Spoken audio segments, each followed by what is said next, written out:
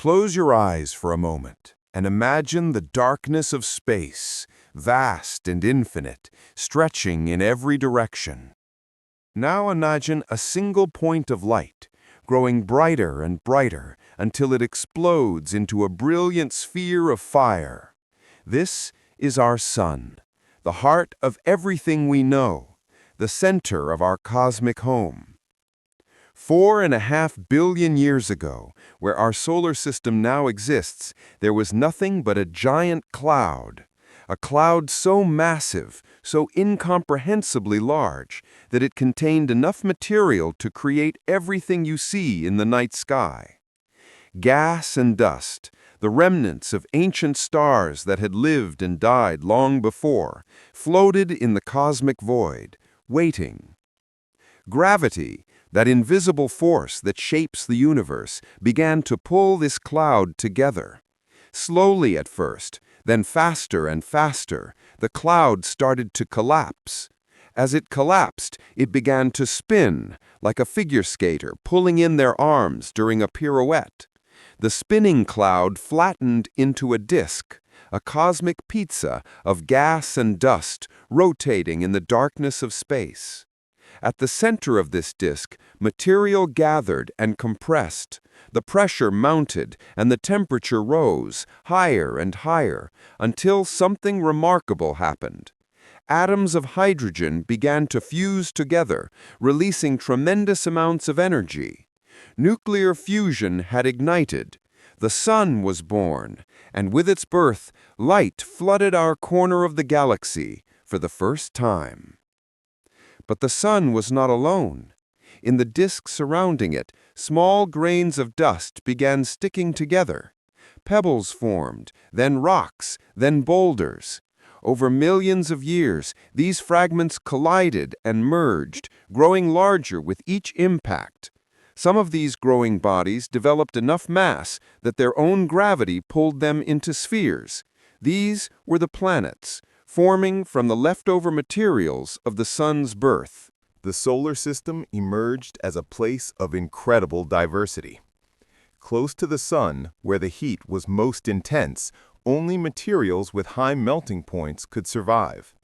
Rock and metal condensed into 4 small, solid worlds: Mercury, Venus, Earth, and Mars, the terrestrial planets, named for their resemblance to terra, the Latin word for Earth. Further out, where the sun's radiation was weaker and temperatures plunged, a different kind of world took shape. Here, ice could form, and light gases like hydrogen and helium weren't blown away by solar winds. In this colder realm, 4 giants arose: Jupiter, Saturn, Uranus, and Neptune. These gas giants grew enormous, their gravity so strong they vacuumed up all the available gas in their vicinity. Between the terrestrial planets and the gas giants, a ring of debris remained, the asteroid belt. This is the graveyard of a planet that never formed, prevented from coalescing by Jupiter's immense gravitational influence. Millions of rocky fragments orbit here, leftovers from the solar system's formation. Each one a time capsule containing clues about our cosmic origins. Beyond Neptune lies another realm, the Kuiper Belt, home to countless icy bodies and dwarf planets like Pluto. And beyond that, the Oort cloud, a vast spherical shell of frozen objects that marks the true edge of our solar system, extending almost a quarter of the way to the nearest star. This is our solar system, a family of worlds bound together by gravity, orbiting a star that gives us light and warmth. Each planet has its own story, its own character, its own mysteries waiting to be uncovered.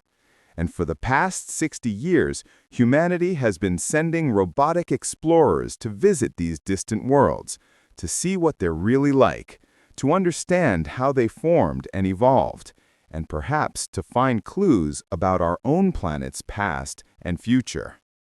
Tonight, we're going to take a journey through the solar system. We'll visit each world, from the scorching surface of Mercury to the frozen depths beyond Neptune. We'll learn about the spacecraft that explored them, the scientists who designed those missions, and the incredible discoveries they made. So settle in, relax, and let's begin our voyage through space and time.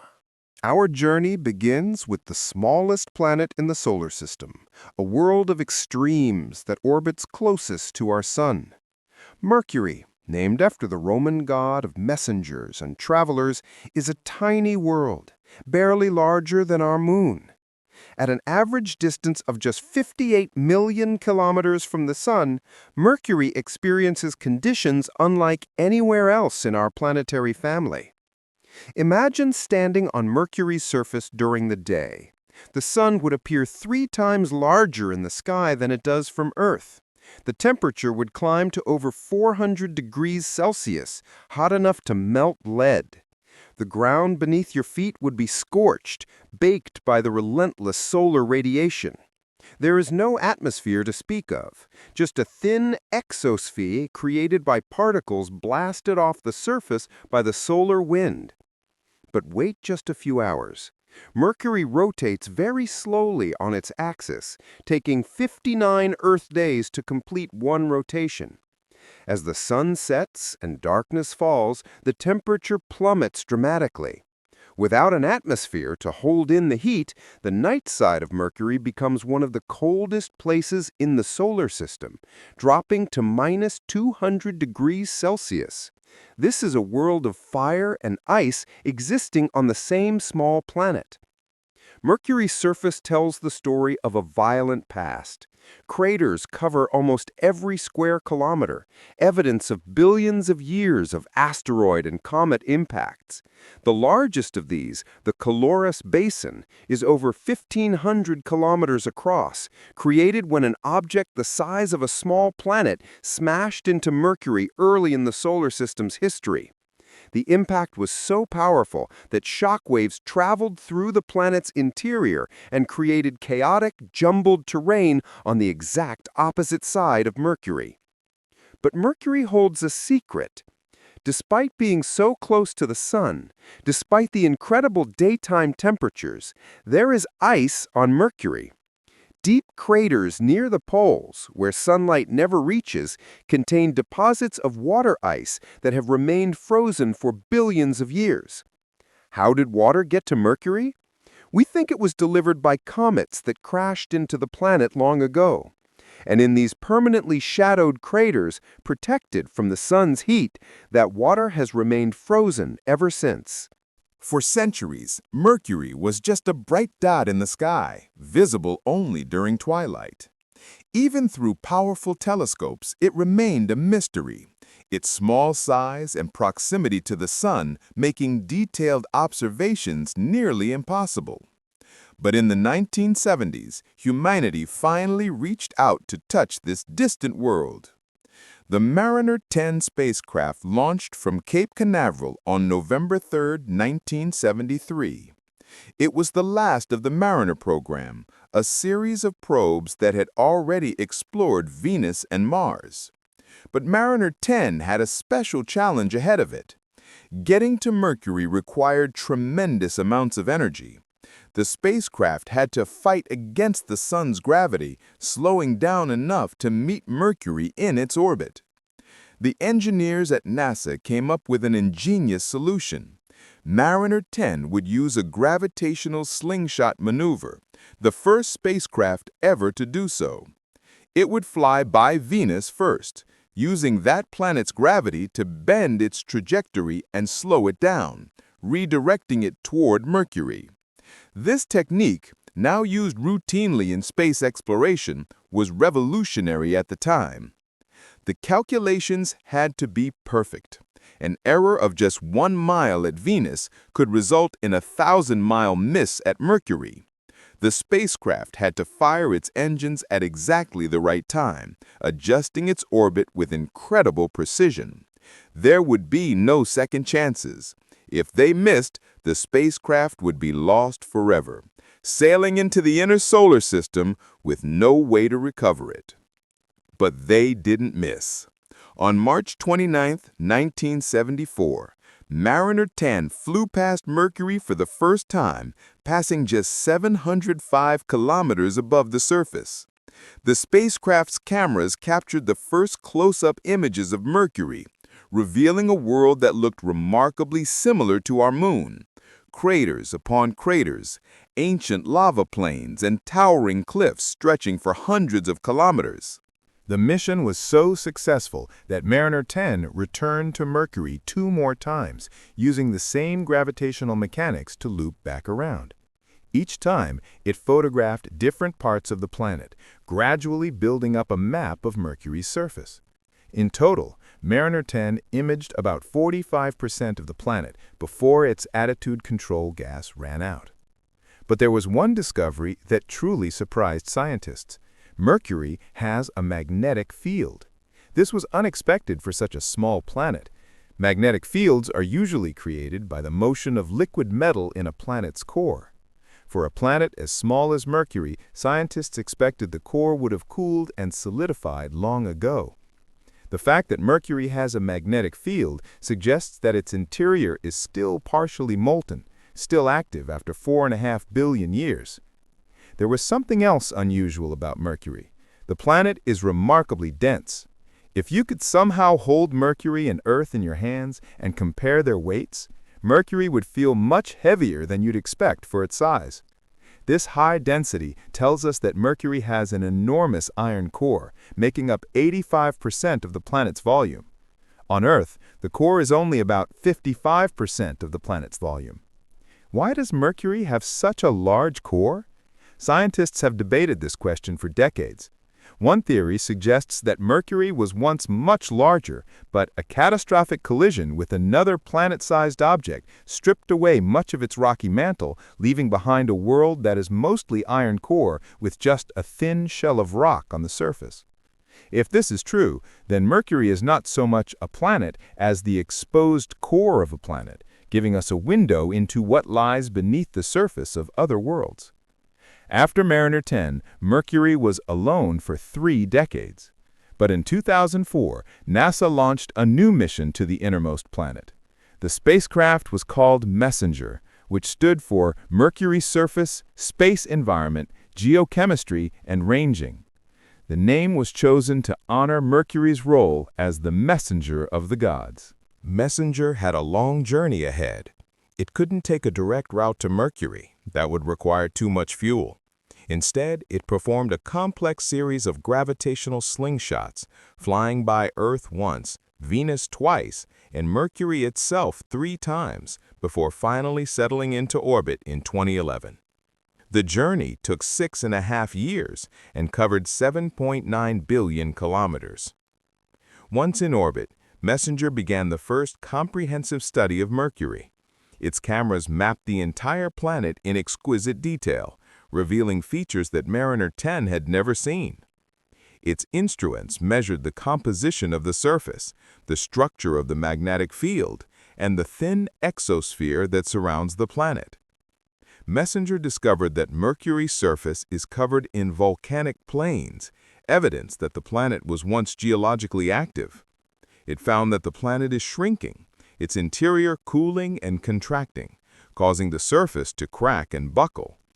Giant cliffs, called lobate scarps, stretch across the surface, formed as the planet's crust compressed.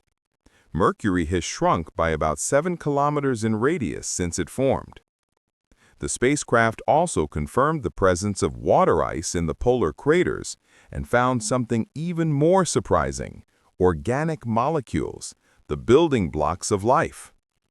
These organics were likely delivered by comets, just like the water, and they've been preserved in the perpetual darkness of the polar craters for eons. Mercury, the closest planet to the Sun, contains ice and organic chemistry.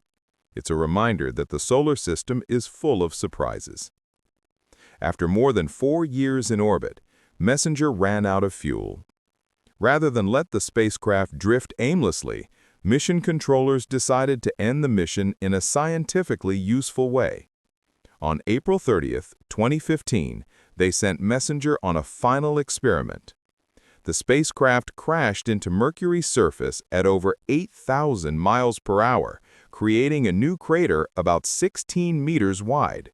Even in its final moments, Messenger was collecting data, measuring the planet's magnetic field and gravity down to the last possible second.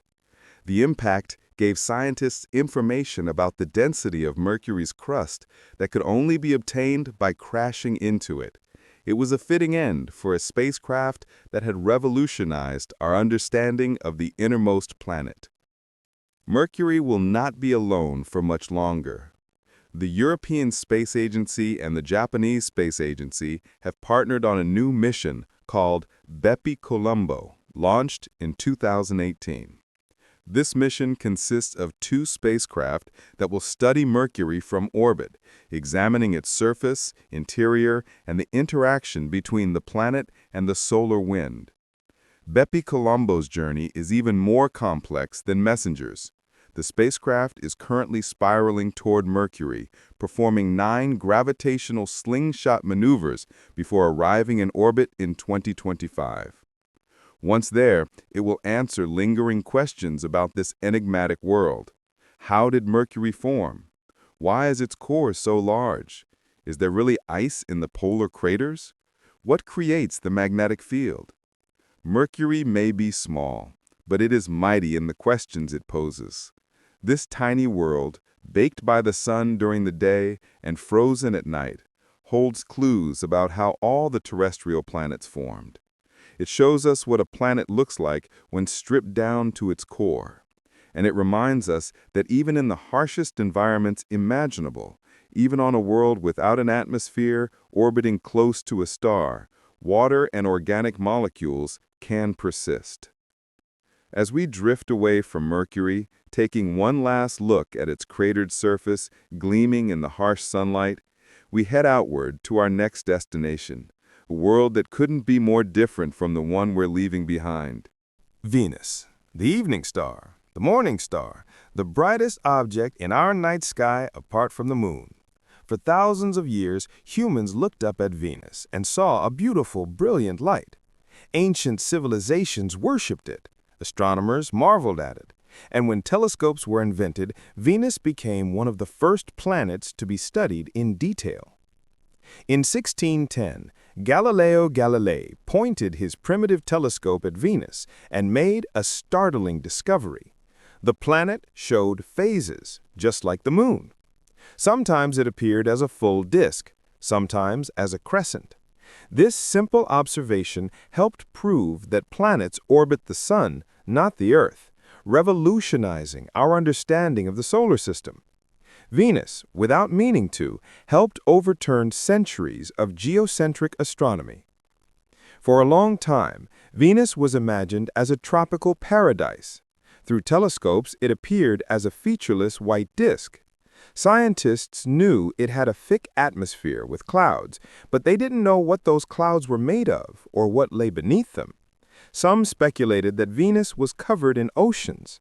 Others imagined steamy jungles filled with prehistoric life. Venus was close to the sun, so it would be warm, they reasoned, but not too hot. It was almost the same size as Earth. Surely it must be similar to our world. They couldn't have been more wrong. Venus is not Earth's twin. It's Earth's evil twin, a cautionary tale of what can happen when a planet's climate spirals out of control. The first hints that Venus was not a paradise came in the 1950s and 60s, when radio telescopes began detecting emissions from the planet. The temperatures they measured were shockingly high, over 400 degrees Celsius. But many scientists dismissed these readings, thinking the measurements must be wrong. It wasn't until spacecraft visited Venus that we learned the terrible truth. In 1962, NASA's Mariner 2 became the first spacecraft to successfully fly by another planet. On December 14th, after a 4-month journey, it passed within 35,000 kilometers of Venus. Its instruments scanned the planet, measuring the temperature, atmospheric composition, and magnetic field. The data it sent back confirmed the worst fears.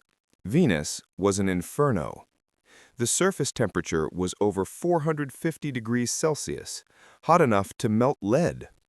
The atmospheric pressure was crushing, about 90 times greater than Earth's. And the atmosphere itself was almost entirely carbon dioxide, with clouds of sulfuric acid. This was not a paradise. This was hell. But how did Venus become this way? The planet is almost identical to Earth in size and mass.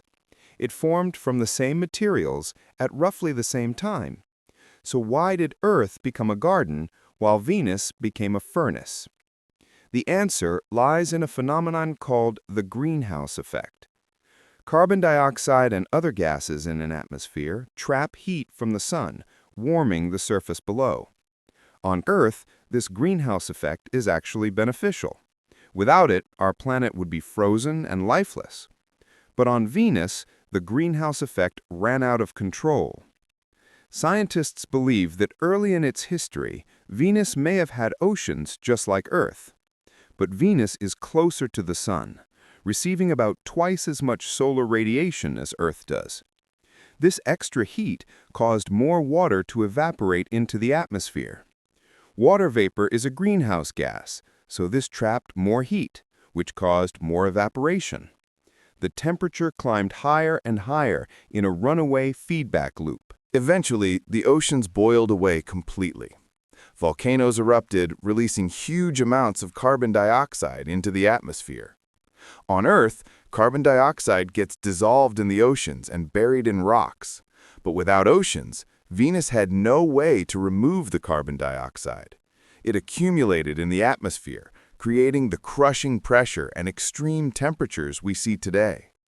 The clouds that once made Venus seem mysterious and beautiful are made of sulfuric acid, formed when volcanic sulfur dioxide combines with tiny amounts of water vapor remaining in the atmosphere. These clouds reflect sunlight, making Venus appear brilliant from Earth, but they also trap heat, contributing to the greenhouse effect. Venus rotates very slowly, taking 243 Earth days to complete one rotation. Even more strangely, it rotates backwards compared to most other planets. If you could stand on Venus and watch the sun rise, though you'd be instantly crushed and incinerated, you'd see it rise in the west and set in the east. Scientists think that Venus may have been knocked over by a massive collision early in its history, or that gravitational interactions with the sun gradually slowed its rotation until it reversed. The Soviet Union was particularly interested in Venus during the space race. While America focused on the Moon, the Soviets set their sights on our sister planet. Between 1961 and 1984, they launched a series of probes called the Venera program, determined to land on Venus's surface and send back images. The early attempts were failures. Venera 1 lost contact on its way to Venus. Venera 2 arrived, but its communication system failed. Venera 3 crashed into the surface, becoming the first spacecraft to reach another planet, but it was destroyed on impact. The engineers learned from each failure, making the next probe tougher, more resilient. Venera 4 entered Venus's atmosphere in 1967, transmitting data as it descended. But it fell silent long before reaching the surface, crushed by the immense pressure. The engineers realized they had vastly underestimated how hostile Venus was. They built Venera 5 and 6 stronger, but they too were crushed before landing. Finally, on December 15, 1970, Venera 7 made a successful landing, the first spacecraft to land on another planet and send back data. It survived for 23 minutes before succumbing to the heat and pressure. That might not seem like a long time, but in those 23 minutes, Venera 7 transmitted invaluable information about surface conditions, confirming the extreme temperature and pressure measurements. The Venera program continued improving. Venera 9 and 10 sent back the first images from the surface in 1975. The photographs showed a rocky landscape littered with flat stones, probably volcanic in origin. Later missions included cameras with better resolution, and some even had color cameras. The Venera landers showed us a world of dark volcanic rock under an orange sky, illuminated by sunlight filtered through the thick clouds. Some Venera spacecraft drilled into the surface and analyzed soil samples. Others measured wind speed, atmospheric composition, and the electrical properties of the atmosphere. The data collected by these brave Soviet probes formed the foundation of our understanding of Venus. Building spacecraft that could survive Venus's surface was an incredible engineering achievement. The landers had to withstand pressure equivalent to being 900 meters underwater, while being heated to temperatures that would destroy most materials. They were built like tiny submarines, with thick pressure hulls and cooling systems that used expendable coolant to keep the electronics from melting. Most survived less than an hour before failing, but in that brief time, they accomplished their missions. While the Soviets were landing on Venus, the Americans were mapping it from orbit. In 1989, NASA launched the Magellan spacecraft equipped with powerful radar that could penetrate Venus's thick clouds and image the surface below. Magellan arrived at Venus in August 1990 and spent 4 years mapping the planet in unprecedented detail. The radar images revealed a world shaped by volcanism. Venus is covered in volcanic features, lava flows, volcanic plains, and massive volcanoes. The largest, Mont Mons, rises 8 kilometers above the surrounding plains. Magellan found over 1,600 major volcanoes, more than any other planet in the solar system. Some of these volcanoes may still be active. Scientists have detected changes in sulfur dioxide levels in Venus's atmosphere that could be explained by ongoing volcanic eruptions. If Venus is still volcanically active, that means its interior is still hot and molten, convecting heat from the core to the surface.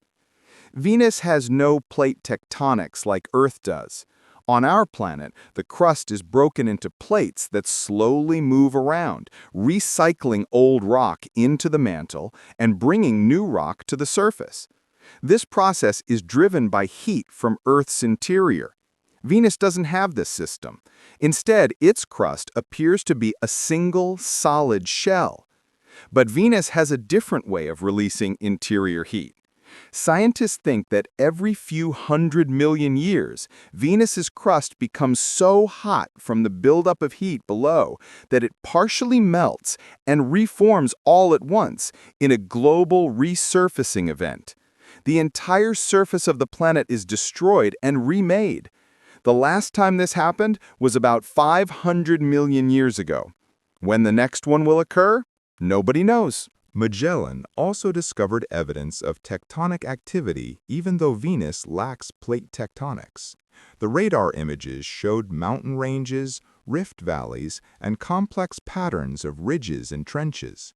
Some regions showed signs of compression, where the crust was being pushed together, while others showed extension, where it was being pulled apart. Venus's surface is slowly churning, driven by heat from below. After completing its mapping mission, Magellan was deliberately crashed into Venus's atmosphere in 1994, collecting data about the upper atmosphere during its final plunge. The spacecraft had revolutionized our understanding of Venus, but many mysteries remained. In 2006, the European Space Agency's Venus Express arrived to study the planet's atmosphere in detail. The spacecraft orbited Venus for 8 years, using infrared sensors to peer through the clouds and study the surface, while other instruments examined the upper atmosphere and its interaction with the solar wind.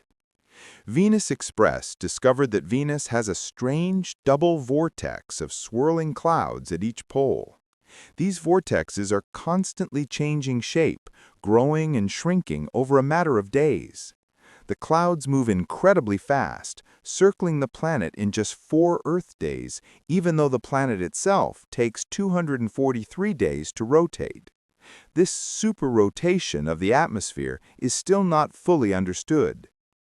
The spacecraft also found that Venus's atmosphere is slowly escaping into space.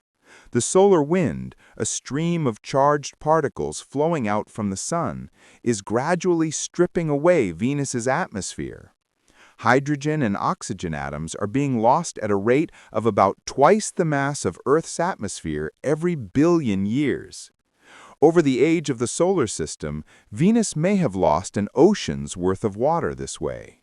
Venus Express also detected hydroxyl molecules in the upper atmosphere, a combination of hydrogen and oxygen that forms when water molecules are broken apart by sunlight. This was evidence that Venus once had significantly more water than it does now. Where did the water go? Some escaped into space. Some may be locked up in minerals in the rocks, but most of it is simply gone, lost to space over billions of years. There's evidence that Venus may have been habitable early in its history. Computer models suggest that for the first 2 billion years of its existence, Venus could have had a mild climate with liquid water on its surface. If this is true, then life might have originated on Venus before it did on Earth. When the runaway greenhouse effect began and Venus turned into a hellish wasteland, any life that existed would have been wiped out.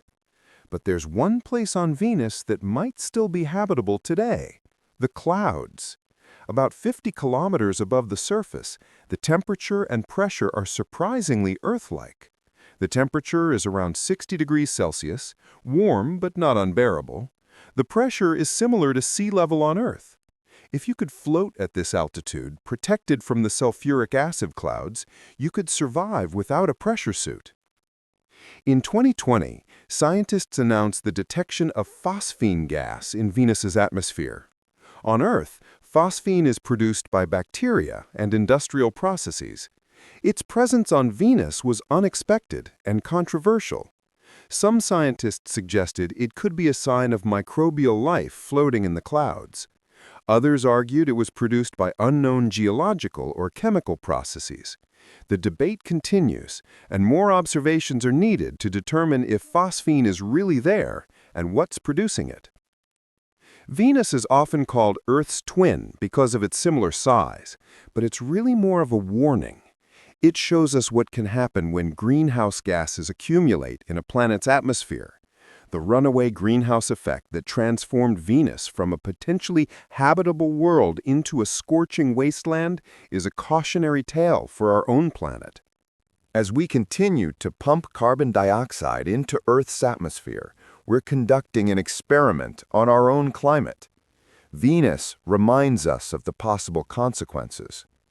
Our planet won't become like Venus anytime soon. Earth has feedbacks and mechanisms that Venus lacks, and we're much farther from the Sun.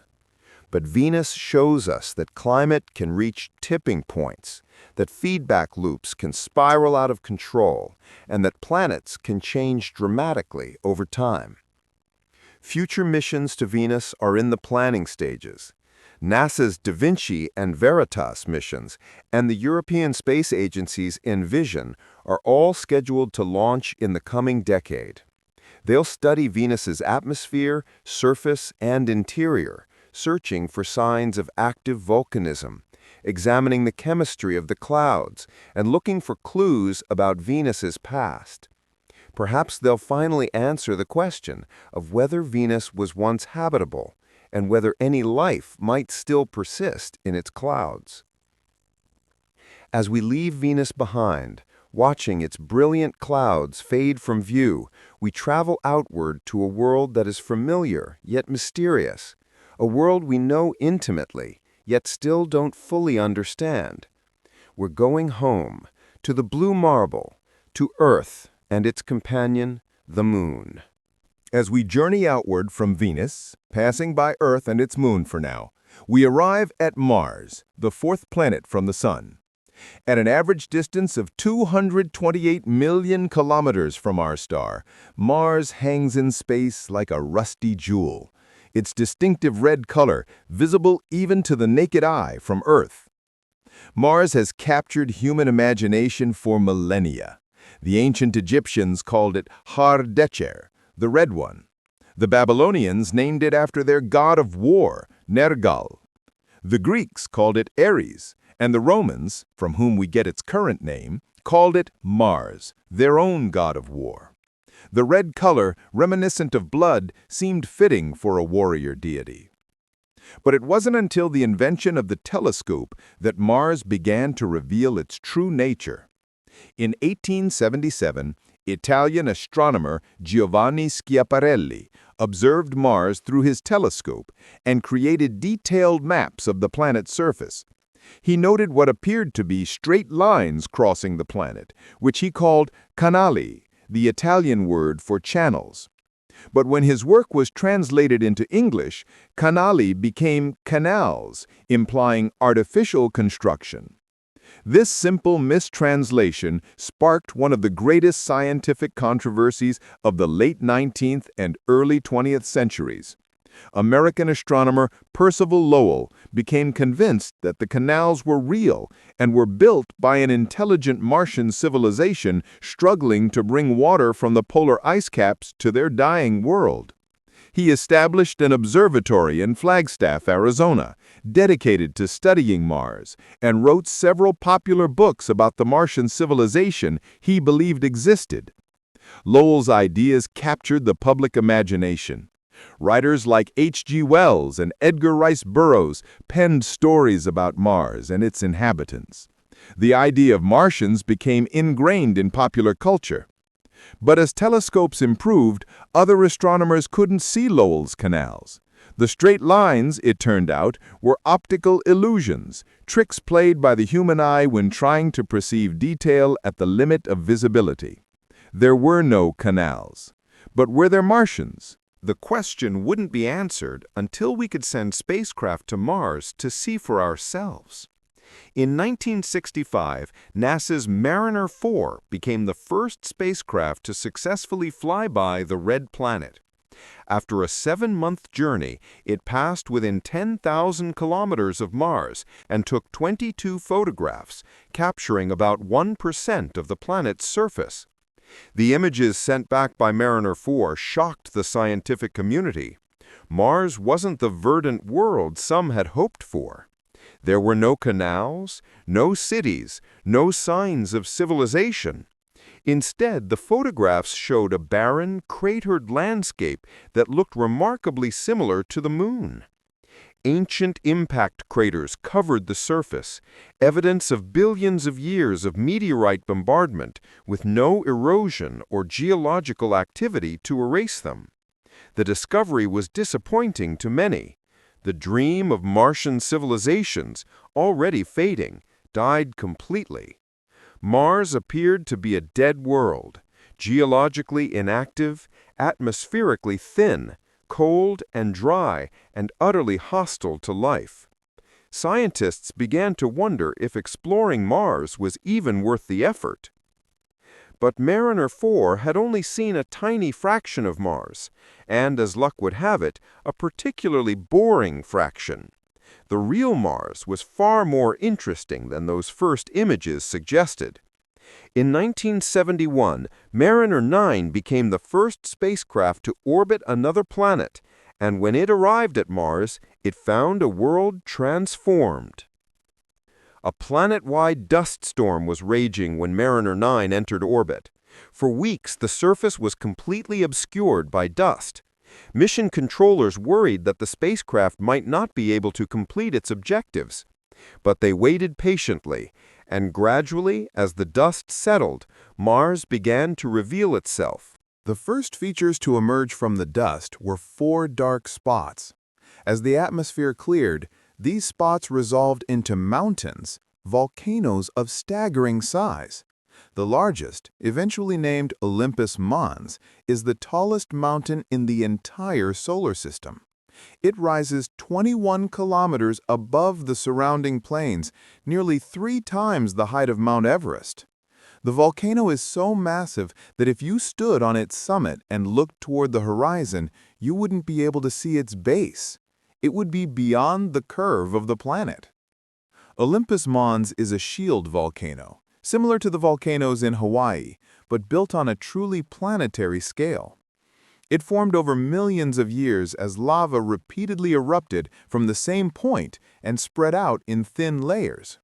Because Mars lacks plate tectonics, the volcano could stay positioned over its magma source for eons, growing larger and larger.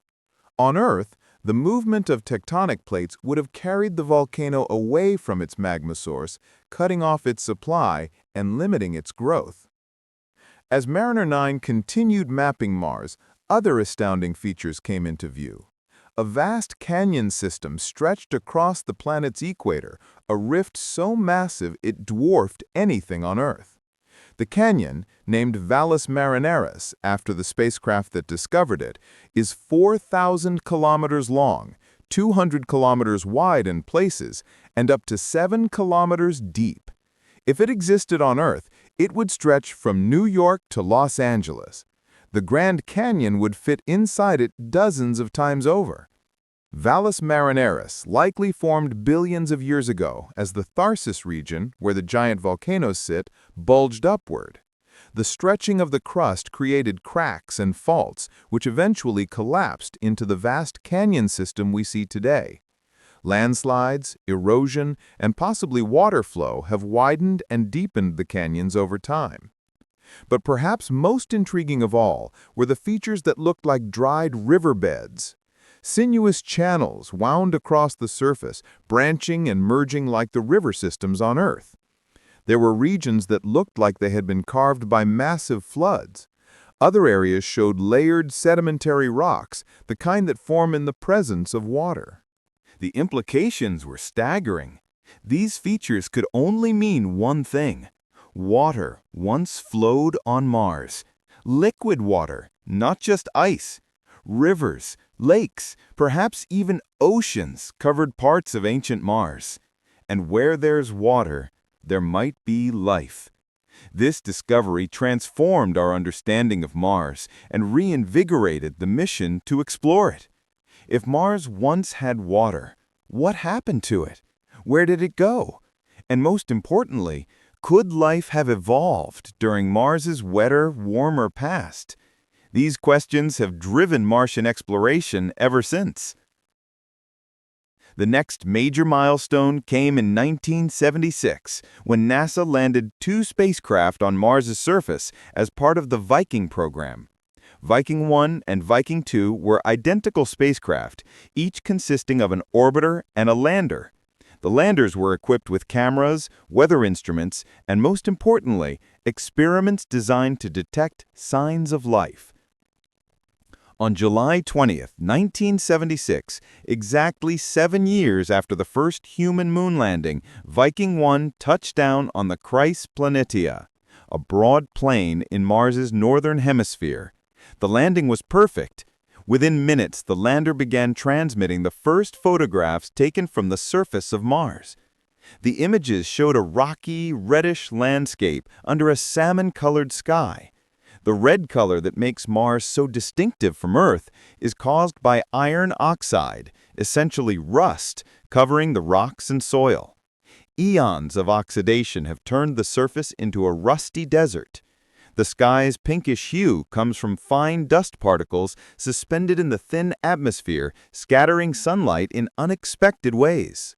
Viking 2 landed about 6,500 kilometers away in a region called Utopia Planitia. Both landers operated far beyond their designed lifespans, sending back thousands of images and conducting numerous experiments. They measured the temperature, wind speed, atmospheric pressure, and composition. They analyzed soil samples using miniaturized laboratories carried aboard each lander. The Viking landers were the first spacecraft to search for life on another planet using scientific instruments. 3 experiments were designed to detect biological activity in the Martian soil. In the gas exchange experiment, Martian soil was exposed to nutrients and water, and scientists looked for gases that might be produced by metabolic processes. In the labeled release experiment, nutrients labeled with radioactive carbon were added to soil samples, and instruments monitored for radioactive carbon dioxide that would be released if microorganisms consumed the nutrients. The pyrolytic release experiment exposed soil to radioactive carbon dioxide in conditions similar to Mars's atmosphere, then heated the sample to see if any carbon had been incorporated into organic molecules. The results were puzzling and controversial. Some of the experiments showed positive results that could be consistent with biological activity, but other experiments that should have detected organic molecules found none. The scientific consensus became that the positive results were caused by unusual chemistry in the Martian soil, not biology. The soil contains oxidizing compounds, possibly perchlorites, that can produce chemical reactions that mimic some aspects of biological activity. But to this day, not everyone agrees with that interpretation. A few scientists still argue that Viking may have detected life, and that the methods used to look for organic molecules weren't sensitive enough to detect them in the presence of oxidizing compounds. The debate illustrates how difficult it is to definitively prove or disprove the existence of life on another world. The Viking landers operated for years. Viking 1 functioned for over 6 years, finally falling silent in November 1982. Viking 2 lasted until April 1980. Between them, they sent back over 50,000 images and a wealth of scientific data that scientists are still studying today. After Viking, there was a long gap in Mars exploration. The Soviet Union attempted several missions in the 1980s, but all failed. Budget constraints and shifting priorities meant that NASA didn't launch another Mars mission until the 1990s. But when exploration resumed, it did so with renewed vigor and more advanced technology. In 1997, Mars Pathfinder landed in Ares Vallis, an ancient outflow channel. The landing itself was revolutionary. Instead of using retro rockets like Viking, Pathfinder used a combination of parachutes, retro rockets, and giant airbags. The spacecraft bounced across the surface like a beach ball before coming to rest and opening up like a flower, revealing the lander and a small rover inside. The rover, named Sojourner, was about the size of a microwave oven and weighed just 11 kilograms. It was the first rover to operate on another planet. For 83 days, Sojourner trundled around the landing site, examining rocks and sending back images. It could only travel about 100 meters from the lander, limited by the range of its radio link.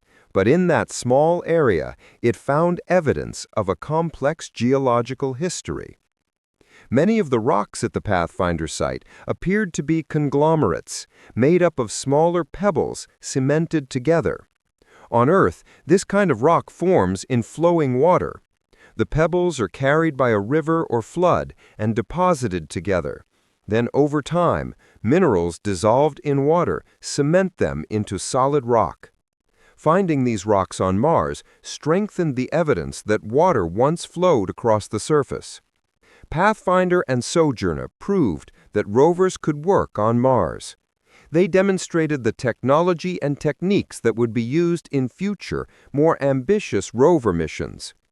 After Sojourner, NASA began developing 2 larger, more capable rovers that would become legends in the history of space exploration. On June 10 and July 7, 2003, NASA launched twin rovers toward Mars. They were named Spirit and Opportunity through a student essay contest.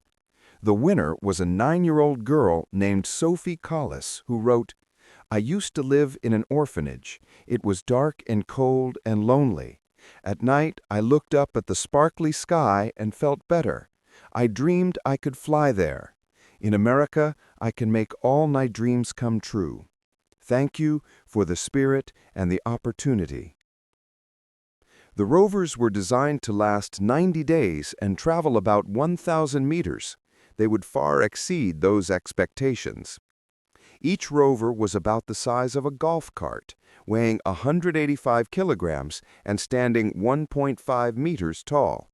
They were equipped with cameras, spectrometers, a microscopic imager, and a rock abrasion tool that could grind into rocks to expose fresh surfaces for analysis. Spirit landed in Gusev Crater on January 3, 2004. Scientists chose this location because a large channel appeared to flow into the crater, suggesting it might once have been a lake.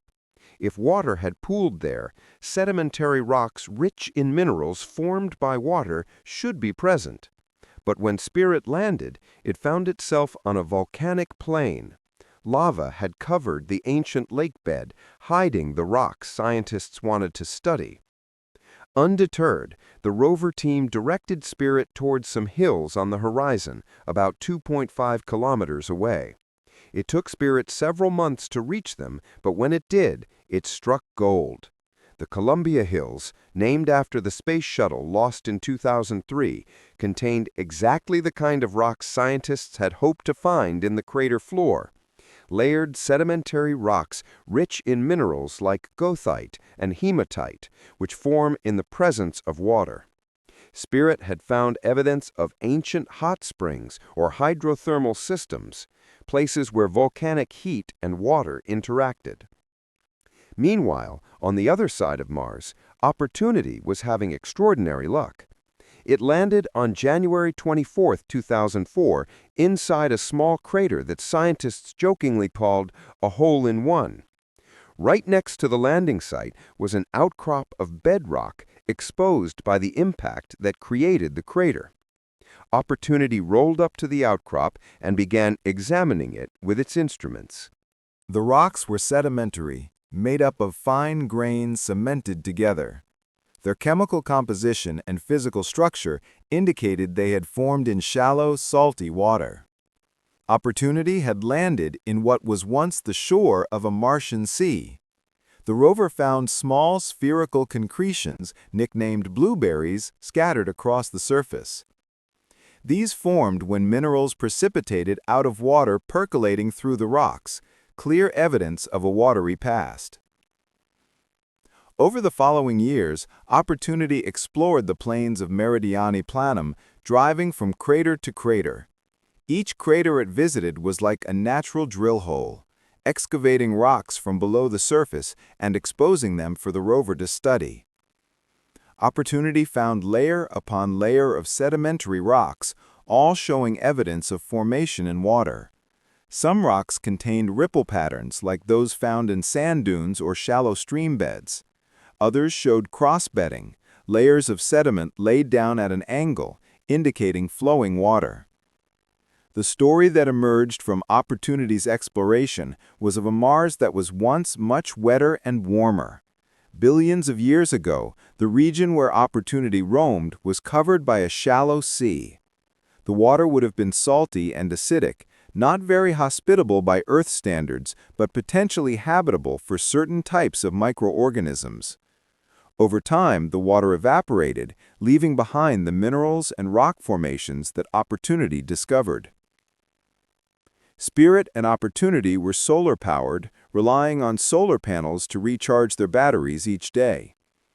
The engineers were worried that dust settling on the solar panels would gradually reduce power output, limiting the rover's lifespans.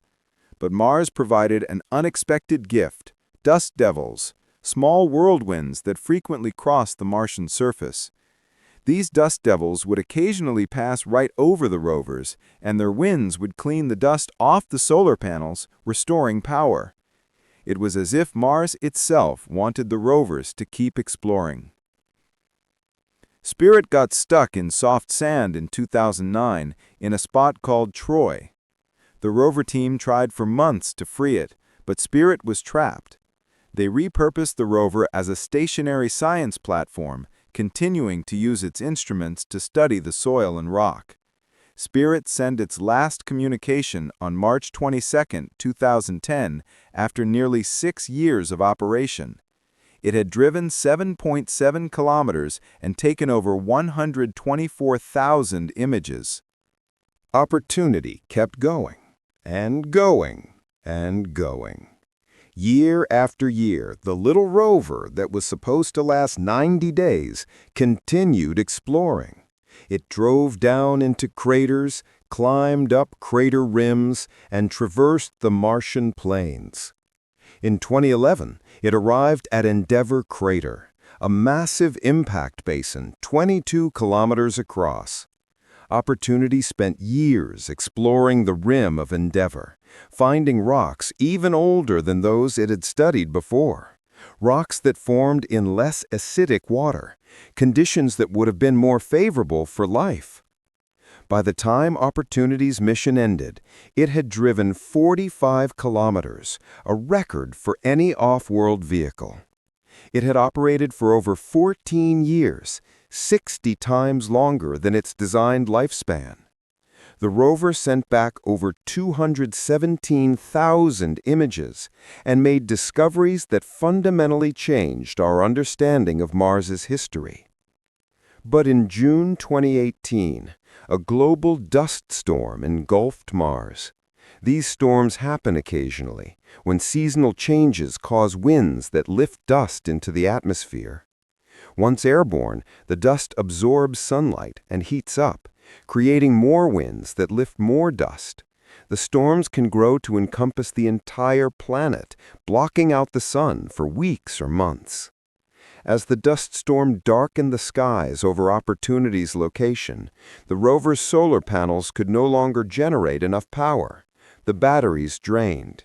The rover's last message, sent on June 10, 2018, indicated low power. "My battery is low, and it's getting dark." Then silence. Engineers hoped that when the storm cleared and sunlight returned, Opportunity would wake up and call home. They sent commands to the rover for months, hoping for a response. But Opportunity never answered. Perhaps dust covered the solar panels completely. Perhaps the cold damaged the batteries or electronics.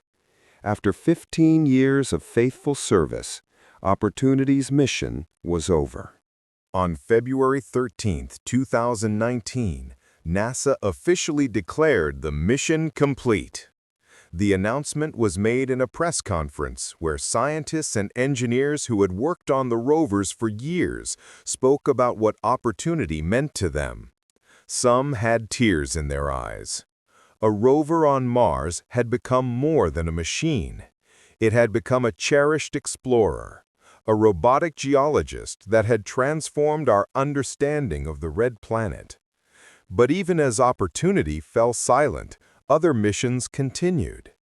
NASA's Curiosity rover, much larger and more capable than Spirit and Opportunity, landed in Gale Crater in August 2012. Unlike the solar-powered rovers, Curiosity was powered by a radioisotope thermoelectric generator, essentially a nuclear battery that generates electricity from the heat produced by decaying plutonium. This gave Curiosity abundant power and allowed it to operate through dust storms and during the long Martian nights. Curiosity was designed to answer a specific question: was Mars ever habitable? Not whether life existed, but whether conditions suitable for life ever existed. The distinction is important. Habitability means liquid water, organic molecules, an energy source for metabolism, and the right chemical conditions. Whether life actually arose is a separate question. Gale Crater was chosen as the landing site because it contains a massive layered mountain, Mount Sharp, rising 5.5 kilometers from the crater floor. The layers in Mount Sharp represent billions of years of Martian history, like pages in a book. By driving up the mountain and studying each layer, Curiosity could read that history and understand how Mars's environment changed over time. Within months of landing, Curiosity found its answer. Yes, ancient Mars was habitable. The rover analyzed rocks in an area called Yellowknife Bay and found evidence of an ancient lake bed. The rocks contained clay minerals that form in neutral, non-acidic water. They found sulfur, nitrogen, hydrogen, oxygen, phosphorus, and carbon, all the key chemical elements needed for life. There was evidence of different chemical environments that could have provided energy for microorganisms. Everything needed for life had been present in Gale Crater billions of years ago. The water was drinkable, not too acidic or alkaline. The environment was benign. If microbial life had existed on Mars, this would have been a good place for it to thrive. Curiosity also found organic molecules, the carbon-based compounds that are the building blocks of life. This was a significant discovery because earlier missions had struggled to detect organics on Mars. The Viking landers' experiments had found none, leading to the conclusion that Mars's surface was hostile to organic chemistry. But Curiosity found complex organic molecules in rocks that were over 3 billion years old, preserved in the Martian rock record. The presence of organics doesn't mean life existed. These molecules could have been delivered by meteorites or comets or produced by non-biological chemical reactions. But their presence means that the building blocks of life were available on ancient Mars, adding to the evidence of habitability. As Curiosity climbed Mount Sharp, examining layer after layer, it found evidence that Mars's climate changed over time. The lower layers, the oldest rocks, showed signs of formation in neutral water, conditions favorable for life. But higher up, younger layers showed evidence of increasingly acidic, oxidizing conditions, less friendly to life. Mars was gradually transforming from a habitable world to the harsh desert we see today. What caused this transformation? Mars is smaller than Earth, with only about 38% of Earth's surface gravity. Because it's smaller, its interior cooled faster. As the interior cooled, Mars's magnetic field weakened and eventually disappeared. Earth's magnetic field protects our atmosphere from the solar wind. But without a magnetic field, Mars's atmosphere was gradually stripped away by charged particles streaming from the sun. As the atmosphere thinned, the surface pressure dropped. Liquid water can't exist at very low pressure. It either evaporates or freezes. So as Mars's atmosphere was lost, its rivers and lakes dried up or froze. The water that once covered parts of the surface either escaped into space, froze into the polar ice caps and underground ice, or became chemically bound in minerals in the rocks. Mars's transformation from a warm, wet world to a cold, dry desert probably took hundreds of millions of years. If life arose during the warm, wet period, it would have faced increasing challenges as conditions deteriorated. Perhaps it adapted, moving underground where liquid water could still exist. Perhaps it went extinct. Or perhaps it never arose in the first place. These are the questions that drive our continued exploration of Mars. In 2016, the European Space Agency and Russia's Roscosmos collaborated on the ExoMars program. The first mission, the Trace Gas Orbiter, was designed to study gases in Mars's atmosphere, particularly methane. Methane has been detected in Mars's atmosphere in small, varying amounts. On Earth, most methane is produced by biological processes, although it can also be produced by geological activity. The source of Mars's methane is unknown, and measuring when and where it appears could help determine if it has a biological origin. The Trace Gas Orbiter began science operations in 2018, mapping the distribution of methane and other gases, studying surface features, and serving as a communication relay for surface missions. Puzzlingly, it has detected far less methane than previous observations suggested. The mystery of Martian methane deepens. In February 2021, 3 new missions arrived at Mars within a span of 10 days. The United Arab Emirates HOPE orbiter began studying Mars's atmosphere and weather patterns, the first interplanetary mission by an Arab nation. Tianwen-1 mission entered orbit and in May 2021 successfully landed a rover named Zhurong in Utopia Planitia. China became only the second nation to successfully land and operate a rover on Mars. And NASA's Perseverance rover, the most sophisticated Mars rover ever built, landed in Jezero Crater. Perseverance is similar to Curiosity in size and design, but carries different instruments optimized for a new mission, searching for signs of ancient microbial life and collecting samples for eventual return to Earth. Jezero Crater was once a lake, fed by a river that carved a delta as it entered the crater. Deltas are excellent places to search for signs of ancient life because rivers carry and concentrate organic materials, depositing them in layers of sediment. If microbial life existed in the lake or river, traces of it might be preserved in the delta rocks. Perseverance carries an instrument called Sherlock, scanning habitable environments with Raman and luminescence for organics and chemicals that can detect organic molecules and minerals in rocks. Another instrument, Pixel, planetary instrument for X-ray lithochemistry, can map the chemical composition of rocks in fine detail. Together, these instruments are searching for biosignatures, patterns in rocks or chemistry that could indicate past life. The rover also carries an experiment called MOXIE, Mars Oxygen In Situ Resource Utilization Experiment, that extracts oxygen from Mars's carbon dioxide atmosphere. If this technology can be scaled up, future human missions could produce oxygen for breathing and for making rocket fuel using resources available on Mars, rather than bringing everything from Earth. Perhaps most exciting, Perseverance is collecting samples of Martian rocks and soil and sealing them in sterile tubes. The tubes are being left at carefully chosen locations on the Martian surface. A future mission, currently being planned by NASA and ESA, will land on Mars, collect the sample tubes, and launch them into orbit.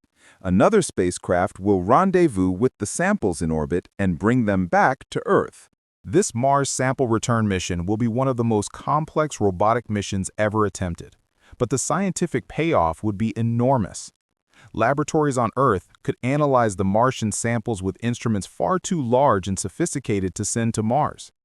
They could look for fossil microbes, analyze the precise ages of rocks, search for complex organic molecules, and answer questions that rovers simply cannot address with their limited instruments.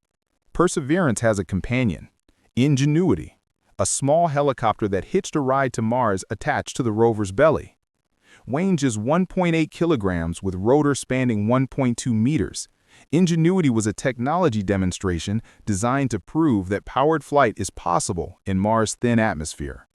On April 19, 2021, Ingenuity made its first flight, rising 3 meters above the surface and hovering for 30 seconds before landing.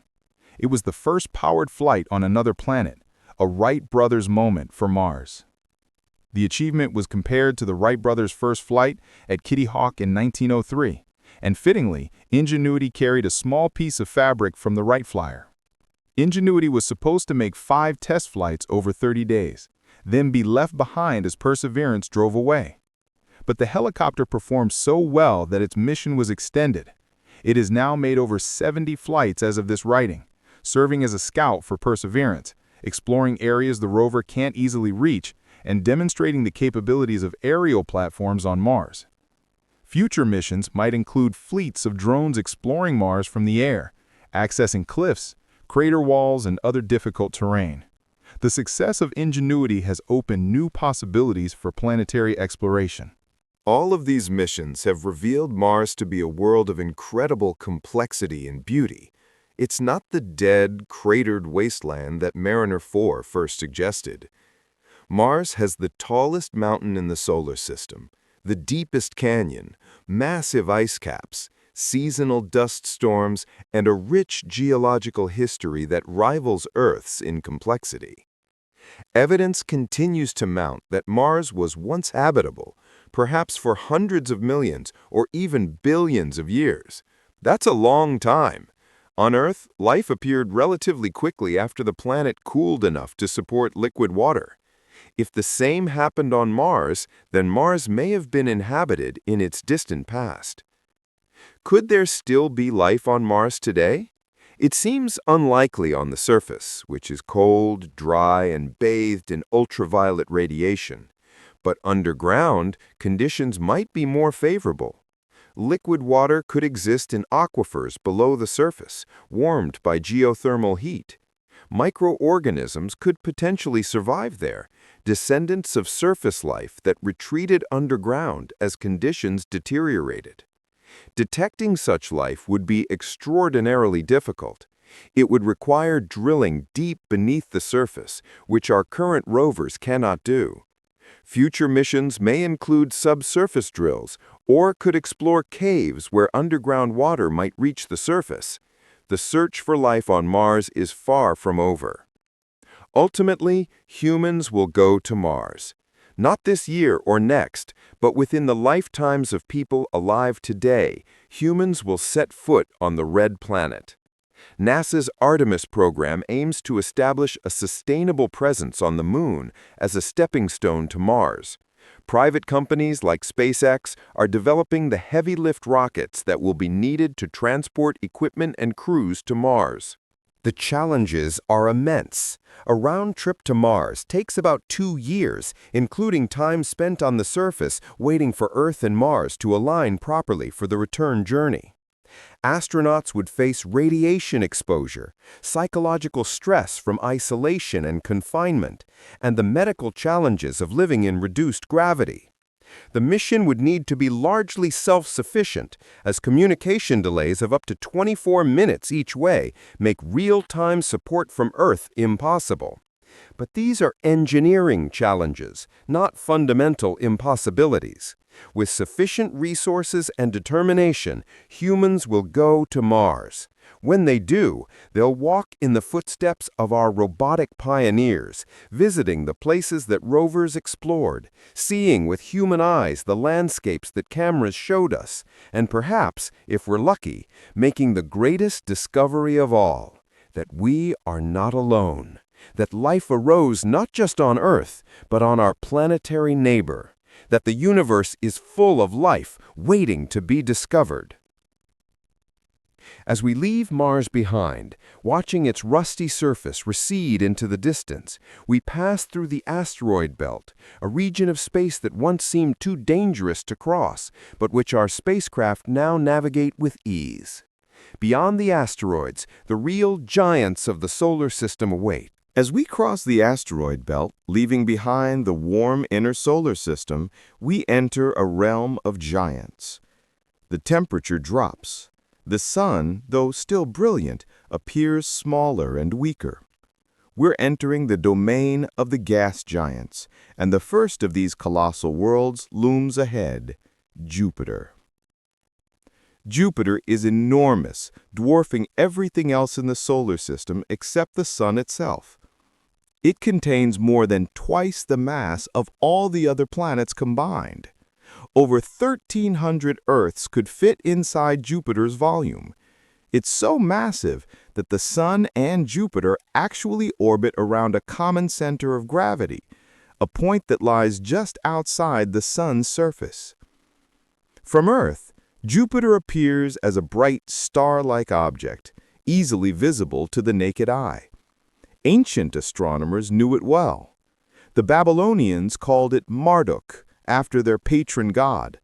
The ancient Greeks named it Zeus, and the Romans called it Jupiter, both names for the king of the gods. It was a fitting name for the largest planet. Through a telescope, Jupiter is a breathtaking sight. Colored bands circle the planet, alternating between light zones and dark belts. These bands are cloud formations, enormous weather systems driven by Jupiter's rapid rotation and internal heat. The planet spins faster than any other in the solar system, completing one rotation in just under 10 hours. This rapid spinning flattens Jupiter noticeably. The planet is visibly wider at the equator than from pole to pole. The most famous feature on Jupiter is the Great Red Spot, a storm system larger than Earth that has been raging for at least 350 years, possibly much longer. Early telescopic observers noted a large spot on Jupiter in the 1600s, though it's unclear if that was the same storm we see today. Modern observations began in the mid-1800s, and the Great Red Spot has been continuously monitored ever since. The Great Red Spot is an anticyclonic storm, meaning it rotates in the opposite direction to Jupiter's rotation.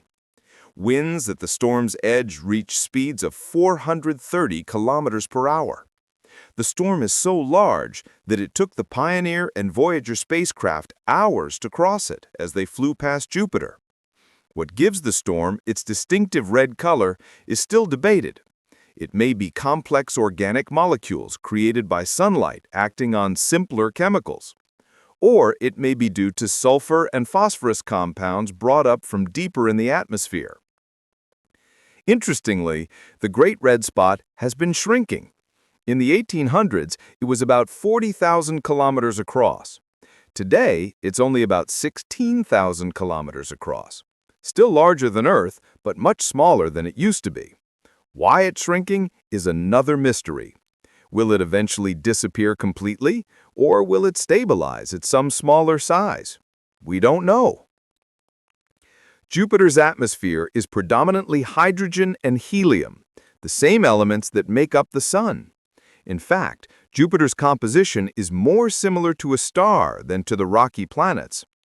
If Jupiter had been about 80 times more massive, there would have been enough pressure and temperature in its core to ignite hydrogen fusion, and Jupiter would have become a star rather than a planet. Our solar system would have been a binary star system. The colored bands we see on Jupiter are clouds at different levels in the atmosphere. The lighter zones are regions of upwelling, where warmer gas rises from below, creating high-altitude clouds of ammonia ice. The darker belts are regions where gas is sinking, exposing warmer, deeper layers of the atmosphere. The colors come from trace chemicals in the atmosphere: sulfur, phosphorus, and complex organic molecules created by photochemistry. Jupiter's rapid rotation and internal heat create incredibly complex weather patterns. In addition to the Great Red Spot, there are numerous smaller storms, some of which appear as white ovals, others as brown barges. Lightning bolts crackle in the turbulent atmosphere, some of them more powerful than any lightning on Earth. Thunder would boom continuously if anyone could survive in Jupiter's atmosphere to hear it. Below the visible cloud tops, Jupiter's atmosphere grows denser and hotter. Pressure increases until the hydrogen gas becomes liquid. Deeper still, the pressure becomes so intense that the liquid hydrogen takes on metallic properties, able to conduct electricity like a metal. This layer of metallic hydrogen is thought to extend for tens of thousands of kilometers into Jupiter's interior. At the very center of Jupiter is a core, probably composed of rock and ice, though it's under such extreme pressure that these materials bear little resemblance to rock and ice as we know them. The temperature at the core may reach 35,000 degrees Celsius, hotter than the surface of the Sun. Jupiter radiates more heat into space than it receives from the Sun, slowly cooling from its formation billions of years ago. The movement of Jupiter's metallic hydrogen layer, driven by the planet's rapid rotation and internal heat, generates an enormous magnetic field. Jupiter's magnetic field is 20,000 times stronger than Earth's and extends millions of kilometers into space, creating a magnetosphere so large that if we could see it from Earth, it would appear several times larger than the full moon, even though Jupiter is hundreds of millions of kilometers away. This powerful magnetic field traps charged particles from the solar wind, creating intense radiation belts around Jupiter. The radiation environment near Jupiter is harsh enough to damage spacecraft electronics. Any probe that ventures close to Jupiter must be heavily shielded, and even so, the radiation gradually degrades its systems. Humans could never survive anywhere near Jupiter without massive radiation protection. Jupiter's magnetic field also interacts with some of its moons in fascinating ways. Io, the innermost of the 4 large moons, orbits within Jupiter's magnetic field. As Io moves through the magnetic field, electrical currents flow between the Moon and Jupiter's atmosphere, creating enormous lightning displays and auroras at Jupiter's poles. The power flowing through this circuit is measured in trillions of watts. The 4 largest moons of Jupiter were discovered by Galileo Galilei in 1610 using one of the first astronomical telescopes. These moons, Io, Europa, Ganymede, and Callisto, are now called the Galilean moons in his honor. Their discovery was revolutionary because it showed that not everything in the solar system orbits Earth. Here were 4 objects clearly orbiting Jupiter. This observation helped support the Copernican model of the solar system, where planets orbit the Sun rather than everything orbiting Earth. The Catholic Church, which supported the geocentric model, was not pleased. Galileo was eventually tried by the Inquisition and spent the last years of his life under house arrest for advocating the heliocentric model. But he was right, and his observations of Jupiter's moons contributed to one of the greatest paradigm shifts in human history. Humanity's first close look at Jupiter came in December 1973, when Pioneer 10 flew past the giant planet. The spacecraft passed within 130,000 kilometers of Jupiter's cloud tops, close enough to be captured by Jupiter's gravity if the trajectory had been even slightly wrong. But the flyby was perfect, and Pioneer 10 sent back the first detailed images of Jupiter and measurements of its magnetic field and radiation environment. Pioneer 10's successful flyby proved that spacecraft could safely navigate the intense radiation around Jupiter. It also demonstrated the gravity assist technique, using Jupiter's enormous gravity to accelerate the spacecraft and send it on a trajectory out of the solar system. This technique would become crucial for missions to the outer planets. Pioneer 11 followed a year later, flying even closer to Jupiter and getting the first good views of the Great Red Spot. Both Pioneer spacecraft survived their encounters with Jupiter's radiation, though their instruments showed signs of damage. They had paved the way for more sophisticated missions. In 1979, Voyager 1 and Voyager 2 arrived at Jupiter, carrying far more advanced instruments than the Pioneers. The Voyager probes revolutionized our understanding of the Jovian system. They discovered that Jupiter has a faint ring system made of dust particles probably knocked off the inner moons by meteorite impacts. The rings were so faint that they hadn't been detected from Earth, but Voyager's cameras, pointed back toward the Sun so that the rings were backlit, revealed them clearly. Voyager 1 made the first detailed study of Jupiter's moons. The images it sent back were astonishing.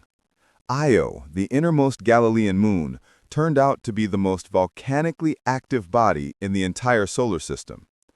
Voyager 1's cameras captured active volcanic eruptions on Io's surface, plumes of sulfur and sulfur dioxide shooting hundreds of kilometers into space. 8 active volcanoes were observed during the brief flyby, and later observations have revealed over 400 active volcanic centers on Io. Io's extreme volcanism is caused by tidal heating. The moon orbits close to Jupiter in a slightly elliptical orbit. Jupiter's powerful gravity squeezes and stretches Io as it moves closer and farther away during each orbit. This tidal flexing generates enormous amounts of heat through friction, keeping Io's interior molten. It's like constantly flexing a wire coat hanger back and forth until it gets hot and eventually breaks. The volcanism on Io is so intense that it completely resurfaces the Moon every million years or so, which is why Io has no impact craters despite being in a region of space where impacts should be common. Any crater that forms is quickly buried under new volcanic material.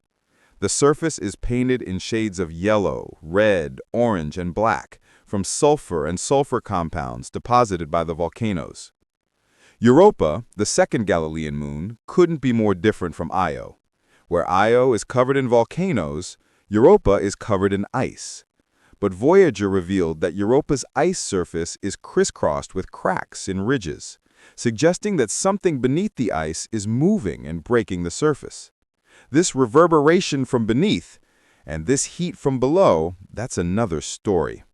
Later analysis of Voyager's data, combined with observations from the Galileo spacecraft in the 1990s and the Hubble Space Telescope, led to a stunning conclusion. Europa has a liquid water ocean beneath its icy crust. The ocean is kept liquid by tidal heating, similar to what powers Io's volcanoes, but less intense. Europa's ocean may contain more liquid water than all of Earth's oceans combined, making it one of the most likely places in the solar system to harbor life. The ice crust is probably 10 to 30 kilometers thick, floating on an ocean that may be 100 kilometers deep. Cracks in the ice show evidence of water or slush erupting from below and freezing on the surface. Some regions show chaotic terrain, where the ice is broken apart and refrozen in jumbled patterns, possibly where the ice was thin and warm water from below melted through. If Europa's ocean harbors life, it would be unlike anything on Earth's surface. The ocean is completely dark, cut off from sunlight by the thick ice crust, but life doesn't necessarily need sunlight. On Earth, we've discovered thriving ecosystems around deep-sea hydrothermal vents, where hot, mineral-rich water flows out of the seafloor. These ecosystems are powered by chemical energy rather than sunlight, with bacteria forming the base of the food chain by oxidizing chemicals like hydrogen sulfide. Europa's ocean might have similar hydrothermal vents on its seafloor, providing chemical energy that could support life. The ocean is in contact with Europa's rocky interior, so minerals and chemical nutrients would be available. The environment might be similar to Earth's oceans billions of years ago, when life was first evolving. Proving whether life exists in Europa's ocean is one of the most tantalizing challenges in planetary science. Future missions are planned to study Europa in detail, including a NASA mission called Europa Clipper, scheduled to launch in 2024. This spacecraft will make dozens of close flybys of Europa, using ice-penetrating radar and other instruments to study the ice shell and the ocean beneath. Some mission concepts envision landing on Europa and melting through the ice to directly sample the ocean. This would be extremely challenging. The ice is kilometers thick, and we'd need to sterilize everything to avoid contaminating Europa with Earth life. But if we could sample Europa's ocean and find living organisms, it would be one of the greatest discoveries in history, proving that life is not unique to Earth. Ganymede, the third Galilean moon, is the largest moon in the solar system, even bigger than the planet Mercury. Like Europa, Ganymede has a subsurface ocean, though it's buried deeper beneath a thicker ice crust. Ganymede is the only moon known to have its own magnetic field, generated by a liquid iron core deep inside the moon. Ganymede's surface is divided into two types of terrain: dark, heavily cratered regions that are billions of years old, and lighter, grooved terrain that appears younger and shows evidence of tectonic activity. The grooved terrain may have formed when the moon's interior expanded, cracking the surface and allowing fresh ice to flow upward. Callisto, the outermost Galilean moon, is heavily cratered, suggesting an ancient surface that hasn't been significantly reshaped by geological activity. It may also have a subsurface ocean, though the evidence is less clear than for Europa and Ganymede. Callisto is composed of roughly equal parts rock and ice, making it less dense than the other large moons. After the Voyager flybys, scientists were eager to study Jupiter and its moons in more detail than just a few days during a flyby. A mission was planned that would orbit Jupiter and study the system for years, rather than just a few days during a flyby. The Galileo spacecraft was designed for this purpose, carrying cameras, spectrometers, and other instruments, as well as an atmospheric probe that would descend into Jupiter's atmosphere. Galileo was launched from Space Shuttle Atlantis in October 1989, but it faced a long, indirect route to Jupiter. The spacecraft had originally been designed to use a powerful upper stage rocket that would send it directly to Jupiter, but safety concerns after the Challenger disaster led to that rocket being banned from the shuttle. Galileo had to use a less powerful upper stage, which meant it couldn't go directly to Jupiter. Instead, Galileo performed a series of gravity assists, flying past Venus once and Earth twice to gain speed. The circuitous route took 6 years, but along the way, Galileo made history by becoming the first spacecraft to fly past an asteroid, 951 Gaspra, and the first to discover a moon orbiting an asteroid, Dactyl, orbiting 243 Ida. In July 1994, while Galileo was still on its way to Jupiter, astronomers observed one of the most spectacular events in the history of solar system science. A comet named Shoemaker-Levy 9 had been captured by Jupiter's gravity and broken into over 20 pieces. These pieces were now on a collision course with Jupiter. For 6 days, from July 16 to 22, 1994, the fragments of Shoemaker-Levy 9 crashed into Jupiter's atmosphere. Each impact released tremendous energy, creating fireballs and leaving dark impact scars in the atmosphere that were visible even through small telescopes on Earth. The largest impacts released energy equivalent to 600 times the world's entire nuclear arsenal. Galileo, approaching Jupiter from the side where the impacts occurred, had a unique view of the event. Its cameras captured impacts as they happened, providing data that couldn't be obtained from Earth. The impacts demonstrated Jupiter's role as a cosmic vacuum cleaner, its powerful gravity attracting comets and asteroids that might otherwise threaten the inner planets. Jupiter has probably absorbed countless impacts over the solar system's history, possibly shielding Earth from some impacts that could have been catastrophic for life. Galileo arrived at Jupiter in December 1995. Before entering orbit, it released its atmospheric probe, which plunged into Jupiter's atmosphere. The probe descended for 57 minutes, transmitting data as it fell deeper and deeper into increasingly hostile conditions. It measured temperature, pressure, wind speed, and atmospheric composition at different altitudes. The probe found that Jupiter's atmosphere was drier than expected, with less water vapor than models predicted. It measured winds up to 650 kilometers per hour and detected lightning. The probe penetrated about 160 kilometers below the cloud tops before succumbing to the intense pressure and temperature. At its last transmission, the temperature was 153 degrees Celsius and the pressure was 23 times Earth's atmospheric pressure. Shortly after, the probe was crushed and vaporized. Meanwhile, the Galileo orbiter began its mission, making the first extended study of Jupiter and its moons. Over the next 8 years, Galileo would complete 35 orbits of Jupiter, making close flybys of the Galilean moons and returning spectacular images and data. Galileo's observations of Europa provided strong evidence for the subsurface ocean. Measurements of Europa's magnetic field showed variations that could best be explained by a layer of electrically conductive fluid beneath the surface, a salty ocean. Images showed features suggesting ice geology, regions where ice had melted or been deformed, possible ice volcanoes, cryovolcanoes, and evidence of plate tectonics in ice. The spacecraft also discovered that Ganymede and Callisto likely have subsurface oceans as well. 3 of Jupiter's 4 large moons hide liquid water oceans beneath their surfaces, making them potential abodes for life.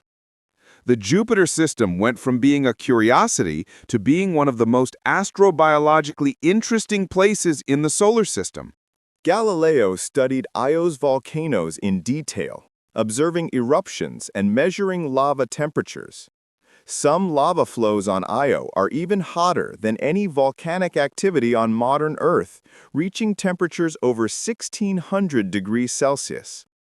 These ultra-hot lavas are similar to what may have existed on Earth billions of years ago.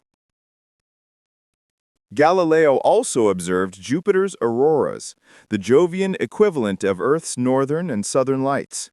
Jupiter's auroras are enormous, far larger than Earth's, and are partly powered by the interaction between Jupiter's magnetic field and material ejected from Io's volcanoes.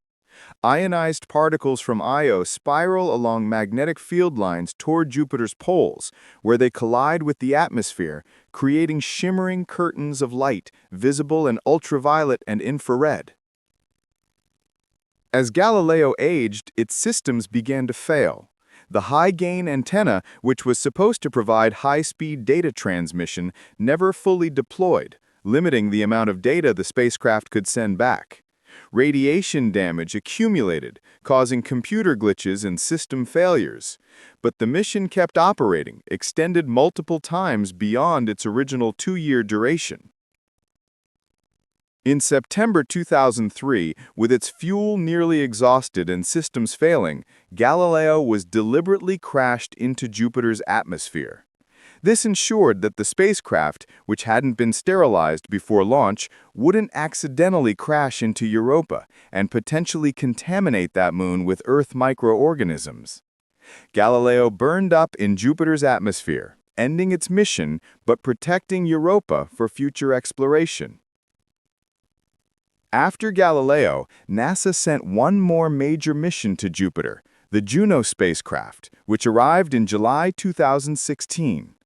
Unlike Galileo, which orbited in Jupiter's equatorial plane, Juno orbits over the poles in a highly elliptical orbit.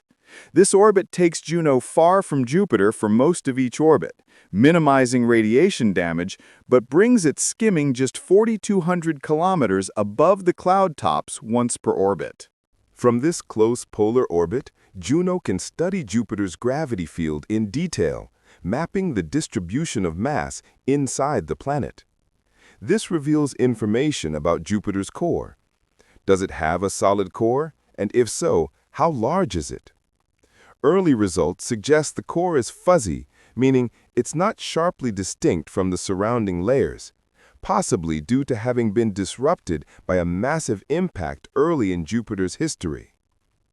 Juno's instruments measure Jupiter's magnetic field with unprecedented precision, helping scientists understand how it's generated in the metallic hydrogen layer. The spacecraft also studies Jupiter's auroras and the composition of its atmosphere, measuring how much water and ammonia exist at different depths.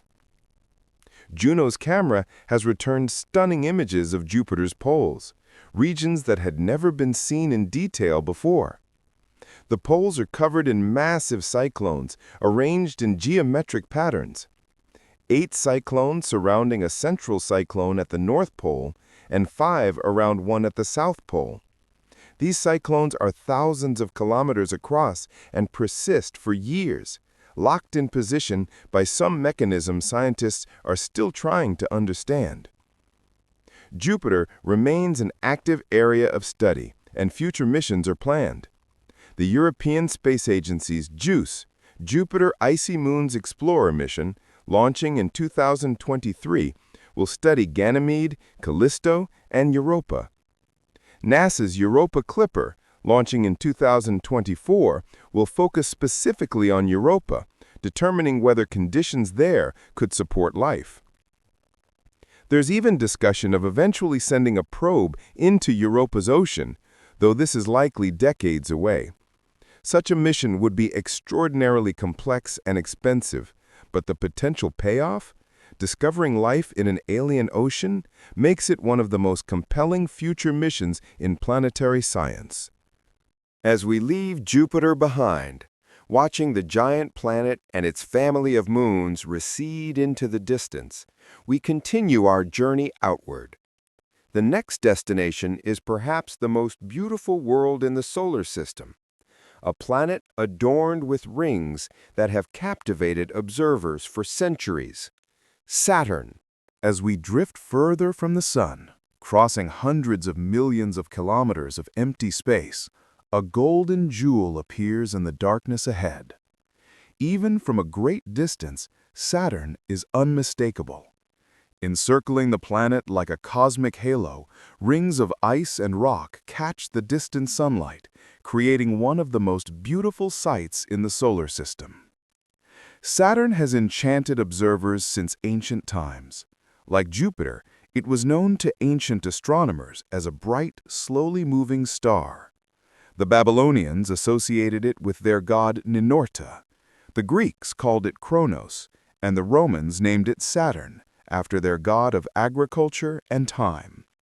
These ancient observers had no idea of Saturn's most distinctive feature. From Earth, without a telescope, the rings are invisible. When Galileo first pointed his telescope at Saturn in 1610, he was puzzled by what he saw. His telescope wasn't powerful enough to clearly resolve the rings, so Saturn appeared to have two large bulges on either side. As we drift further from the Sun, crossing hundreds of millions of kilometers of empty space, a golden jewel appears in the darkness ahead. Even from a great distance, Saturn is unmistakable. Encircling the planet like a cosmic halo, rings of ice and rock catch the distant sunlight, creating one of the most beautiful sights in the solar system. Saturn has enchanted observers since ancient times. Like Jupiter, it was known to ancient astronomers as a bright, slowly moving star. The Babylonians associated it with their god Ninurta. The Greeks called it Kronos, and the Romans named it Saturn, after their god of agriculture and time. These ancient observers had no idea of Saturn's most distinctive feature. From Earth, without a telescope, the rings are invisible. When Galileo first pointed his telescope at Saturn in 1610, he was puzzled by what he saw. His telescope wasn't powerful enough to clearly resolve the rings, so Saturn appeared to have two large bulges on either side, like ears or handles. He wrote that Saturn appeared as three bodies and seemed to have servants attending it. When he looked again 2 years later, the apparent bulges had vanished. Saturn's rings were edge-on to Earth, making them temporarily invisible. Galileo was bewildered, writing that Saturn has swallowed his children, referring to the myth where Saturn devoured his offspring. It wasn't until 1655 that Dutch astronomer Christian Huygens, using a better telescope of his own design, realized that Saturn was surrounded by a flat ring. He wrote, "Saturn is surrounded by a thin, flat ring, nowhere touching, inclined to the ecliptic." It was a brilliant deduction based on limited observations, and it was correct. As telescopes improved, astronomers discovered that what appeared to be a single ring was actually multiple rings separated by gaps. The Cassini division, a prominent gap in the rings discovered by Giovanni Cassini in 1675, is visible even through small telescopes. By the 19th century, scientists had determined that the rings couldn't be solid. They had to be composed of countless small particles orbiting Saturn independently. Saturn itself is similar to Jupiter in many ways. It's a gas giant composed mostly of hydrogen and helium, with a small rocky core surrounded by metallic hydrogen and then a deep atmosphere. Like Jupiter, Saturn has bands of clouds and storm systems, though they're less colorful and distinct than Jupiter's, hidden beneath a haze of ammonia ice crystals that gives Saturn its pale golden color. Saturn is less dense than Jupiter. In fact, it's the least dense planet in the solar system. Its average density is less than that of water, meaning that if you could find an ocean large enough, Saturn would float in it. This low density comes from Saturn being smaller than Jupiter, though still huge by any normal standard, which means less gravitational compression of its interior. Like Jupiter, Saturn rotates rapidly, completing one rotation in just over 10 hours. This fast rotation flattens the planet noticeably. Saturn is visibly wider at its equator than from pole to pole, more so than any other planet. The rapid rotation also drives powerful winds in Saturn's atmosphere, with wind speeds reaching 1,800 kilometers per hour near the equator, the fastest winds in the solar system. Saturn has a storm system similar to Jupiter's Great Red Spot, though it's not permanent. About once every 30 years, a massive storm erupts in Saturn's atmosphere, growing to encircle the entire planet. These great white spots appear suddenly and can last for months before dissipating. The most recent one occurred in 2010-2011 and was studied extensively by the Cassini spacecraft. At Saturn's North Pole, there's a remarkable atmospheric feature, a hexagonal jet stream. The hexagon is enormous, with sides longer than Earth's diameter, and it's been stable for decades, possibly centuries. Inside the hexagon is a massive cyclone, while the hexagon itself is formed by a jet stream with 6 relatively straight sides.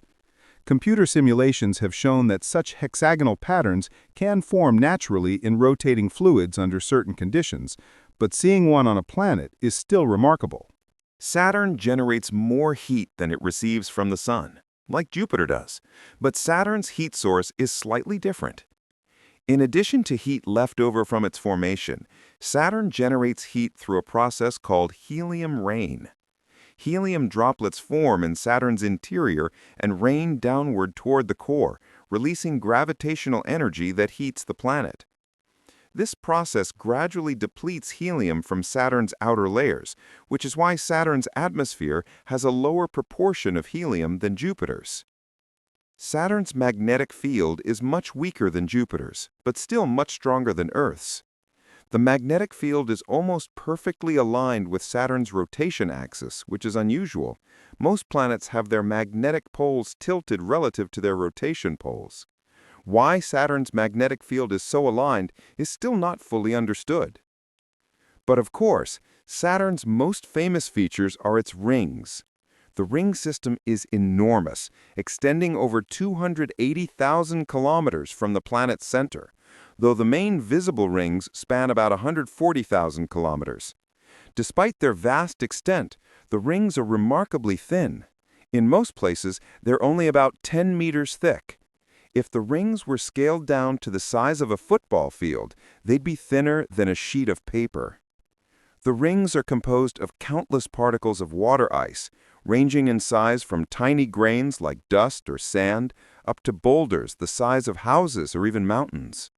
Each particle is in its own orbit around Saturn, following Kepler's laws of planetary motion. Particles closer to Saturn orbit faster, while those farther out orbit more slowly, creating a shearing motion that keeps the rings flat. From Earth, we can see several distinct rings separated by gaps. The main rings are designated A, B, and C. There are others, but these are the most prominent. The A and B rings are bright and dense, composed of relatively pure ice particles that reflect sunlight well. The C rings is darker and more translucent. The Cassini division separates the A and B rings and is caused by an orbital resonance with Saturn's moon Mimas. Particles in the Cassini division orbit Saturn twice for each one orbit of Mimas, and this resonance perturbs their orbits until they're pushed out of the gap.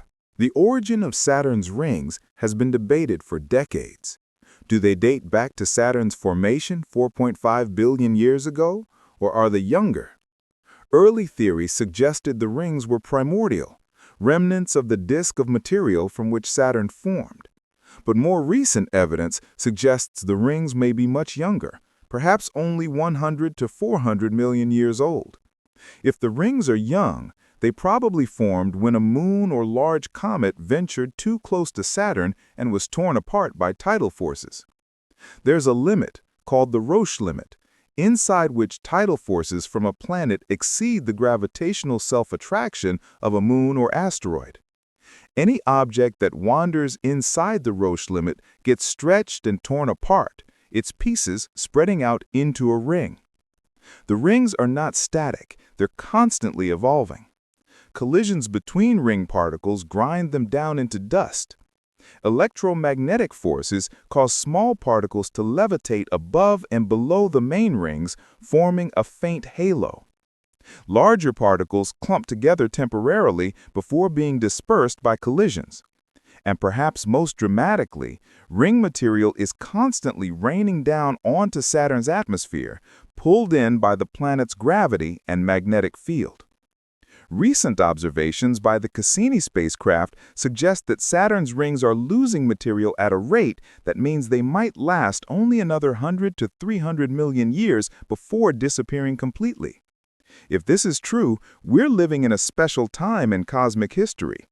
We can see Saturn's rings, but future civilizations millions of years from now might find a ringless Saturn. Humanity's first close look at Saturn came in September 1979 when Pioneer 11 flew past the planet. The spacecraft passed within 21,000 kilometers of Saturn's cloud tops, close enough to discover 2 new moons and an additional ring. Pioneer 11 also studied Saturn's magnetic field and took the first close-up images of the planet. The Voyager spacecraft followed in 1980 and 1981.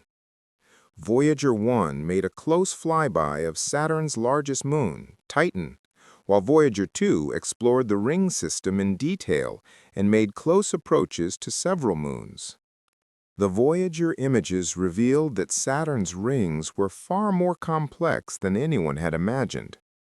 What appeared from Earth to be a few distinct rings turned out to be thousands of ringlets, thin strands of material separated by gaps. Some ringlets were not quite circular, but slightly elliptical or wavy. Some appeared to be braided, with strands that intertwined and separated. There were dark spokes that appeared in the B ring, radial features that rotated with the planet's magnetic field rather than moving at orbital velocities. The Voyagers also discovered small moons shepherding some of the narrow rings. Prometheus and Pandora, 2 small irregular moons, orbit on either side of the narrow F ring. Their gravitational influence confines the ring particles, preventing them from spreading out. The F ring itself is strange, with a kinked, braided structure caused by the complex gravitational interactions with these shepherding moons. Saturn has an extraordinary number of moons. At least 146 have been confirmed as of 2024, with more suspected but not yet confirmed. Most are small, irregular objects, probably captured asteroids or comets. But Saturn also has several large, spherical moons with fascinating characteristics. The largest moon, Titan, is bigger than the planet Mercury. It's the only moon in the solar system with a substantial atmosphere. Thicker than Earth's, in fact. Titan's atmosphere is mostly nitrogen, with a small amount of methane and other hydrocarbons. The methane undergoes photochemistry in the upper atmosphere, creating a thick organic haze that completely obscures the surface at visible wavelengths. Voyager 1 flew close to Titan in November 1980, but its cameras couldn't see through the haze. The spacecraft's instruments detected the thick atmosphere and measured its composition, confirming the presence of nitrogen and methane, but the surface remained hidden. Scientists would have to wait 25 years for a mission that could peer through Titan's clouds. After Voyager, scientists wanted to return to Saturn for a more detailed study. The result was the Cassini-Huygens mission, a joint project of NASA, the European Space Agency, and the Italian Space Agency. Cassini was the orbiter, designed to study Saturn and its moons for years. Huygens was a probe designed to land on Titan and study its surface. Cassini launched in October 1997, carrying Huygens attached to its side. The journey to Saturn took nearly 7 years, including gravity assists from Venus, Earth, and Jupiter. On July 1, 2004, Cassini fired its main engine for 96 minutes, slowing down enough to be captured by Saturn's gravity. The spacecraft entered orbit, beginning a mission that would last 13 years and revolutionize our understanding of the Saturnian system. One of Cassini's first priorities was to deploy the Huygens probe toward Titan. In December 2004, Huygens separated from Cassini and coasted toward Titan. On January 14, 2005, it entered Titan's atmosphere at over 20,000 kilometers per hour. Parachutes deployed, slowing the probe's descent. For 2.5 hours, Huygens drifted down through Titan's thick atmosphere, measuring temperature, pressure, wind speed, and chemical composition while taking images of the landscape below. As Huygens descended, it radioed its data to Cassini, which was flying overhead to relay the signals back to Earth. The probe survived landing on Titan's surface and continued transmitting for another 72 minutes, the first and so far only time a spacecraft has landed in the outer solar system. The images and data from Huygens revealed a world that was strangely familiar, yet utterly alien. Titan has weather, clouds, rain, rivers, and lakes, but not of water. On Titan, it's far too cold for liquid water. Instead, methane and ethane play the role that water plays on Earth.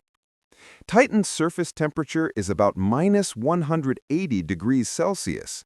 At this temperature, methane and ethane are liquid, while water ice is as hard as rock. Titan has methane rain falling from clouds, creating rivers that flow across the surface and empty into lakes and seas near the poles. The largest sea, Kraken Mare, covers an area larger than the Caspian Sea on Earth and is filled with liquid methane and ethane. The landscape is shaped by familiar processes, erosion, deposition, and weathering, but using different materials. Hills and mountains are made of water ice. The riverbeds carved through them carry liquid hydrocarbons. Dunes of organic sand, created from particles of solid hydrocarbons that formed in the atmosphere and settled to the surface, cover large regions near the equator. Titan is covered in complex organic molecules, the carbon-based compounds that are the building blocks of life. These organics form in the upper atmosphere when ultraviolet light from the sun break apart methane molecules and the resulting fragments combine into larger and larger molecules. This creates the thick haze that shrouds Titan and deposits a steady rain of organic particles onto the surface. Some scientists think Titan might be similar to Earth in its very early history, before life arose and oxygen accumulated in our atmosphere. Studying Titan could give us insights into the prebiotic chemistry that preceded life on Earth. There's even speculation that life could exist on Titan, though it would have to be very different from life on Earth, using liquid methane instead of water and operating at temperatures where Earth life would be instantly frozen solid. While Huygens studied Titan from the surface, Cassini studied it from orbit, making over 100 close flybys during its mission. Cassini used radar to map Titan's surface through the haze, revealing a diverse world with impact craters, mountains, river valleys, sand dunes, and lakes. The spacecraft studied the seasonal changes in Titan's atmosphere and weather, observing clouds forming and dissipating and tracking how the lakes changed with the seasons. But Titan wasn't Cassini's only focus. The spacecraft also studied Saturn's other moons, making remarkable discoveries. In 2005, Cassini flew past Enceladus, a small, icy moon only 500 kilometers in diameter. Enceladus was expected to be a dead, frozen world, but Cassini's instruments detected something astonishing. The moon's south polar region was warm, about 20 degrees warmer than it should be based on sunlight alone. The spacecraft's cameras revealed the source of the heat. Enormous geysers were erupting from cracks near the South Pole, shooting water vapor and ice particles hundreds of kilometers into space. Enceladus has liquid water beneath its icy surface, and that water is erupting through cracks in the ice, creating dramatic plumes that feed Saturn's faint E-ring. Cassini flew through these plumes multiple times, analyzing their composition. The water vapor contains salts, organic molecules, and even molecular hydrogen, a potential energy source for life. The presence of molecular hydrogen suggests there are hydrothermal reactions occurring on Enceladus's sea floor, where hot water interacts with rock, similar to Earth's deep-sea hydrothermal vents. Like Europa, Enceladus has become one of the prime targets in the search for life in the solar system. It has liquid water, organic molecules, and energy sources, everything needed for life as we know it. And unlike Europa, where the ocean is buried beneath kilometers of ice, Enceladus is conveniently spraying ocean water into space, where spacecraft can sample it. Future missions could fly through the plumes and analyze their composition in detail, searching for signs of life without ever having to land on the surface or drill through ice. Cassini explored many other moons as well. Iapetus has a bizarre two-toned appearance, with one hemisphere as bright as snow and the other as dark as coal. The bright side is mostly water ice, while the dark side is covered with organic material, possibly captured from Saturn's outermost moon, Phoebe. Iapetus also has a massive equatorial ridge that circles most of the moon, giving it a distinctive walnut-like shape. Mimas has a giant impact crater called Herschel that's one-third the diameter of the entire moon. The impact that created it nearly shattered Mimas completely. On the opposite side of Mimas, the shock waves from the impact created disrupted, chaotic terrain. Rhea may have its own ring system, though the evidence is still tentative. Hyperion is a sponge-like moon with a chaotic rotation. Cassini also studied Saturn's rings in unprecedented detail, revealing their intricate structure. The spacecraft flew between Saturn and its rings multiple times during the final phase of its mission, a maneuver called the Grand Finale. These daring orbits brought Cassini closer to Saturn than any spacecraft had ever been, just 3,000 kilometers above the cloud tops.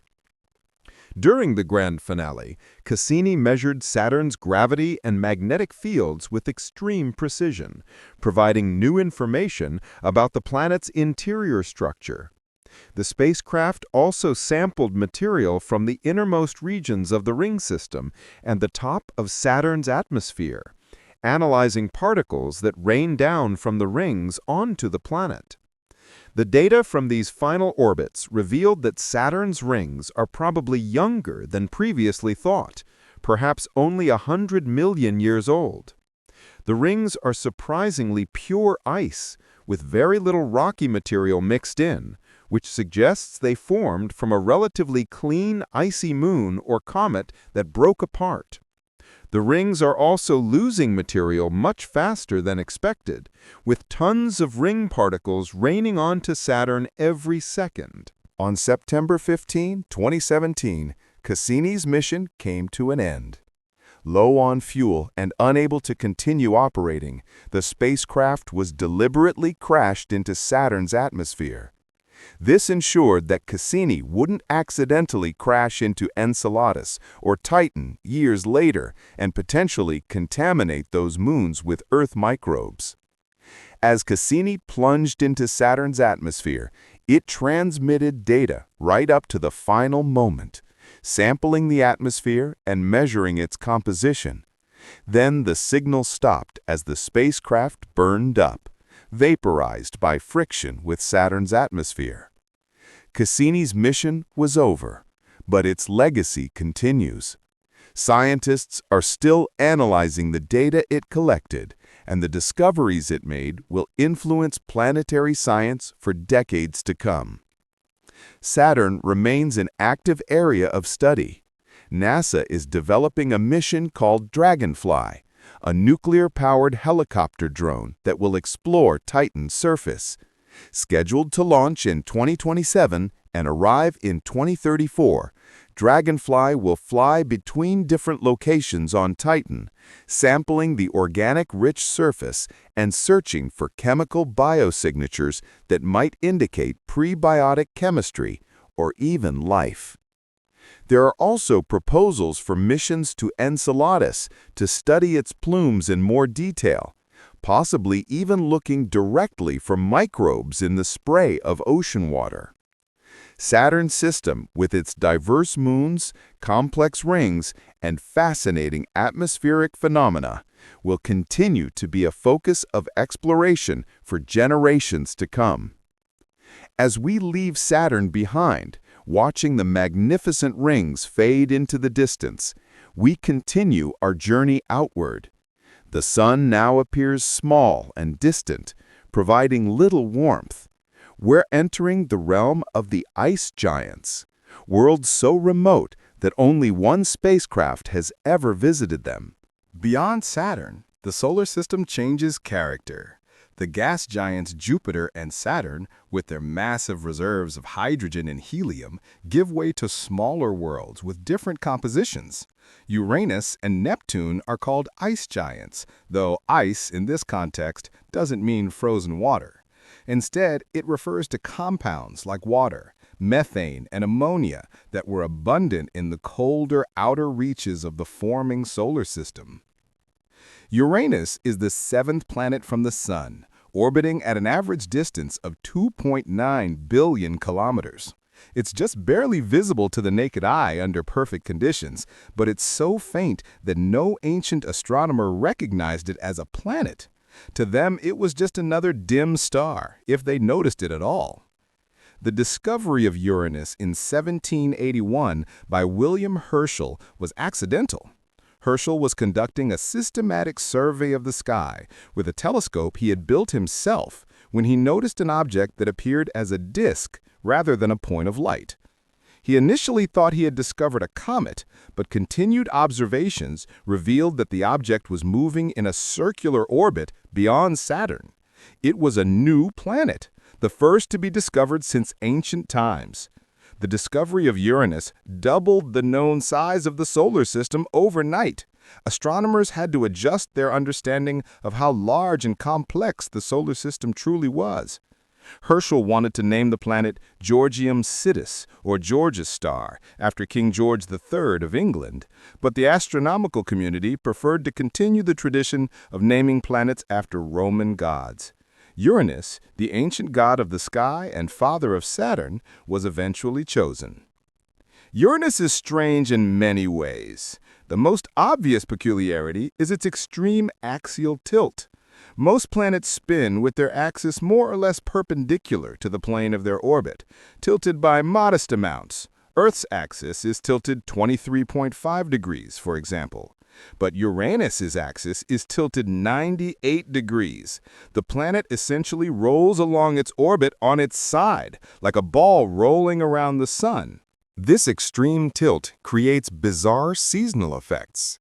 Each pole experiences 42 years of continuous sunlight, followed by 42 years of continuous darkness, since Uranus takes 84 Earth years to orbit the Sun. At the equinoxes, the Sun rises and sets every 17 hours, Uranus's rotation period. But at the solstices, one pole faces the Sun continuously, while the other is in perpetual darkness. What caused Uranus's extreme tilt is unknown, but the leading theory is that early in the solar system's history, Uranus was struck by an Earth-sized protoplanet. The impact knocked the planet onto its side and may have also contributed to the formation of Uranus's moons and rings. Computer simulations show that such an impact is possible and could produce the configuration we see today. Through telescopes, Uranus appears as a featureless blue-green disk.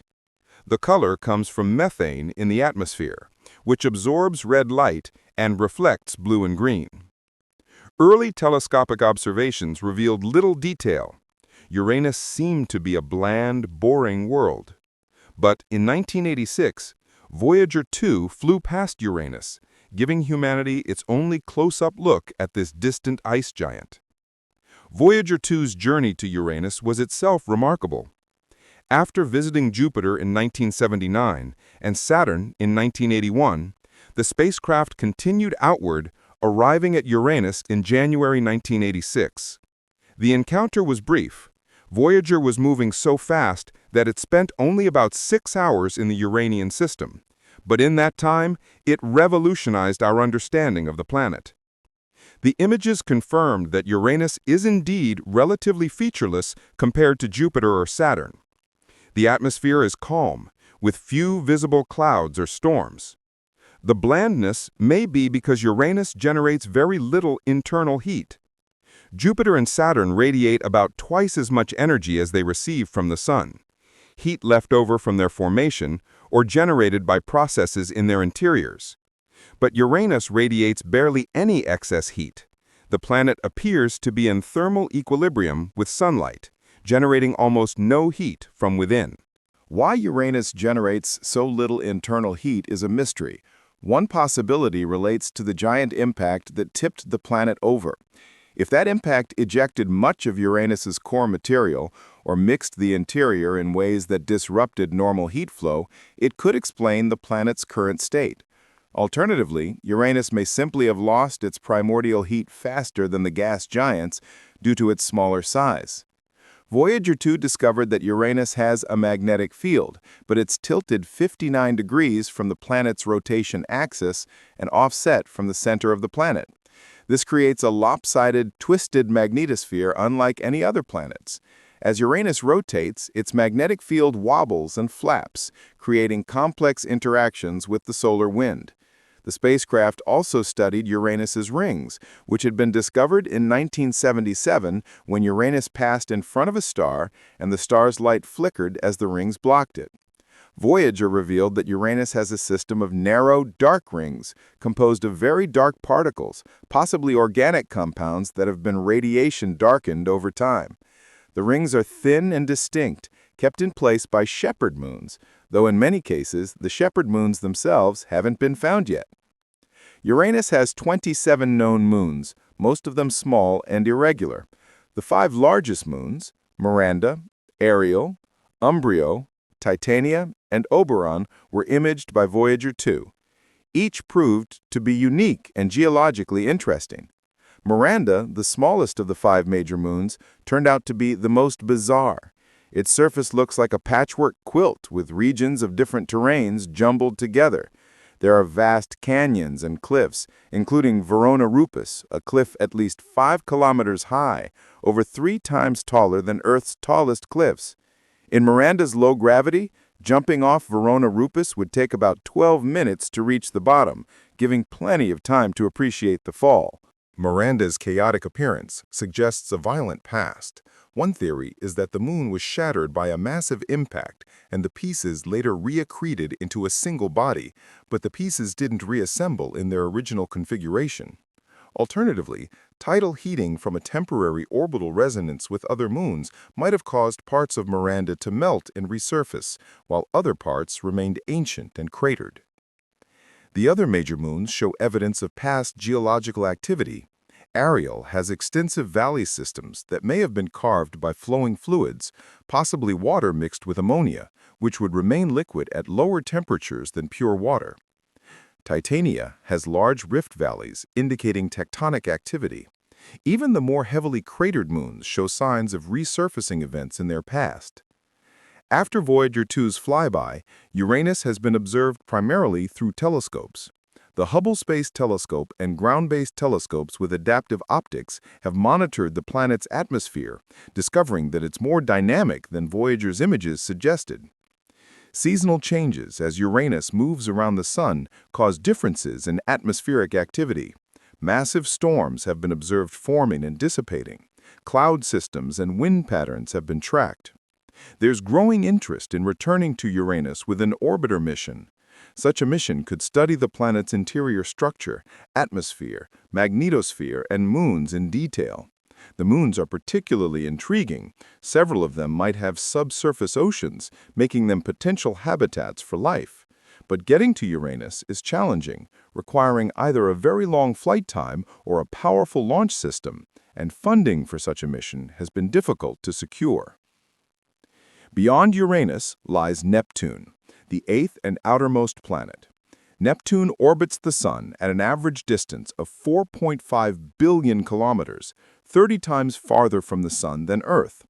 It's so distant that it takes nearly 165 Earth years to complete one orbit. Since its discovery in 1846, Neptune has completed less than 2 full orbits around the Sun. Neptune's discovery was a triumph of mathematical astronomy. In the early 1800s, astronomers noticed that Uranus wasn't moving quite as predicted. Its orbit showed small deviations that couldn't be explained by the gravitational influence of the known planets. Several scientists hypothesized that an undiscovered eighth planet might be perturbing Uranus's orbit. In the 1840s, both John Couch Adams in England and Urbain Le Verrier in France independently calculated where this hypothetical planet should be based on the discrepancies in Uranus's orbit. Le Verrier sent his predictions to Johann Galli at the Berlin Observatory, who found Neptune on September 23, 1846, less than 1 degree from the predicted position. It was discovered not by accident or systematic search, but by calculation, gravitational mathematics pointing the way to a new world. Neptune is similar to Uranus in size and composition, but it's a much more dynamic world. Through telescopes, Neptune appears as a deep blue disk, the color again caused by methane absorption, but richer and more vivid than Uranus. White clouds are sometimes visible, and large dark storm systems appear and disappear. Like Uranus, Neptune has been visited by only one spacecraft, Voyager 2, in August 1989. This was the final planetary encounter of Voyager 2's grand tour, a fitting finale to one of the most successful missions in the history of space exploration. Voyager 2's images of Neptune revealed a world of surprising beauty and activity.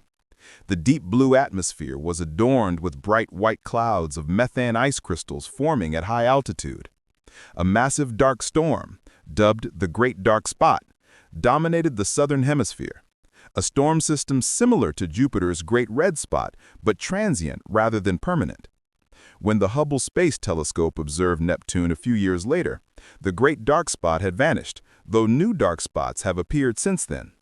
Neptune's atmosphere hosts the fastest winds in the solar system, with speeds reaching over 2,000 kilometers per hour. These fierce winds blow in the opposite direction to the planet's rotation, driven by mechanisms not fully understood. The winds transport bright clouds across the planet, creating dynamic, ever-changing atmospheric patterns. Unlike Uranus, Neptune radiates significant internal heat, about 2.6 times as much energy as it receives from the Sun. This internal heat drives Neptune's active weather, despite the planet's extreme distance from the Sun. Where this heat comes from is still debated. It may be primordial heat left over from formation, or it may be generated by ongoing processes in the interior, perhaps the crystallization of methane into diamonds that sink toward the planet's core, releasing gravitational energy. Neptune's magnetic field, like Uranus's, is highly tilted and offset from the planet's center, tilted 47 degrees from the rotation axis. This suggests that both ice giants generate their magnetic fields in a different way than the gas giants or terrestrial planets. The magnetic field is probably generated in a thin shell in the planet's mantle, rather than in a distinct core, related to the planet's unusual internal structure. Voyager 2 studied Neptune's ring system, discovering that Neptune has several faint rings and ring arcs. The arcs are particularly strange, clumps of material concentrated in a few locations within one of the rings, rather than being spread evenly around the planet. These arcs are probably maintained by gravitational interactions with nearby moons, but the details are not fully understood. Neptune has 16 known moons, dominated by Triton, one of the largest moons in the solar system. Triton is unique for several reasons. First, it orbits Neptune backwards. It's in a retrograde orbit, moving in the opposite direction to Neptune's rotation. This is highly unusual and indicates that Triton didn't form in orbit around Neptune, but was captured from elsewhere in the solar system. Triton is probably a Kuiper Belt object similar to Pluto that wandered too close to Neptune and was captured by the planet's gravity. The capture process would have been violent, placing Triton in an elliptical orbit and generating tremendous tidal heating that would have melted the moon. Over time, tidal forces circularized Triton's orbit, dissipating energy that heated the interior. Voyager 2's images of Triton revealed a world of extraordinary strangeness. The surface is extremely cold, about -235 degrees Celsius, making it one of the coldest places in the solar system. The south polar region is covered by a cap of frozen nitrogen with a pinkish color, possibly from organic compounds created by radiation. Impact craters are relatively few, suggesting that the surface is geologically young. Most surprisingly, Triton is geologically active. Voyager 2 observed active geysers erupting from the surface, shooting plumes of nitrogen gas and dark particles 8 kilometers into the thin atmosphere. These cryovolcanoes are driven by sunlight warming the nitrogen ice and causing it to sublimate explosively beneath the surface like a pressure cooker bursting. Winds in the thin atmosphere carry the dark particles hundreds of kilometers, creating dark streaks on the surface. Triton is slowly spiraling inward toward Neptune. The tidal forces that circularize Triton's orbit are still acting, dissipating orbital energy and causing Triton to gradually move closer to the planet. In about 3.6 billion years, Triton will cross Neptune's Roche limit and be torn apart, creating a spectacular ring system that may one day rival or exceed Saturn's. After Voyager 2's flyby, Neptune has been studied through telescopes, which continue to monitor its dynamic atmosphere and storm systems. Like Uranus, there's interest in returning with an orbiter mission, but the challenges are even greater due to Neptune's greater distance. Any mission to Neptune would take 10–15 years to arrive using current propulsion technology. The ice giants Uranus and Neptune remain among the least explored and understood planets in our solar system. We've only seen each of them once during brief flybys. We don't fully understand their internal structure, how they generate heat and magnetic fields, what drives their weather systems, or the geological history of their fascinating moons. Future missions to these distant worlds would almost certainly reveal surprises and reshape our understanding of planetary science. As we leave Neptune behind, we're leaving behind the realm of major planets. Ahead lies the frontier of the solar system, a twilight zone of small, icy worlds orbiting in the darkness far from the sun. We're entering the Kuiper Belt, the scattered disk, and ultimately the Oort cloud, the distant reaches where comets dwell and where the sun's influence gradually fades into the interstellar void. Beyond Neptune, the classical solar system of 8 major planets gives way to a vast wilderness of small, icy bodies. This is the realm of dwarf planets, comets, and frozen remnants from the solar system's formation. For most of human history, this region was completely unknown. Even after the invention of the telescope, these distant objects remained invisible, too small and dim to be detected. The first hint that there was something beyond Neptune came in the early 20th century. Astronomer Percival Lowell, famous for his belief in Martian canals, became convinced that another planet existed beyond Neptune based on apparent irregularities in Neptune's orbit. He called this hypothetical world Planet X and searched for it from his observatory in Arizona. Lowell died in 1916 without finding Planet X, but the search continued. In 1930, Clyde Tombaugh, a young assistant at Lowell Observatory, discovered a faint moving object in the constellation Sagittarius. It was Planet X, or so everyone thought.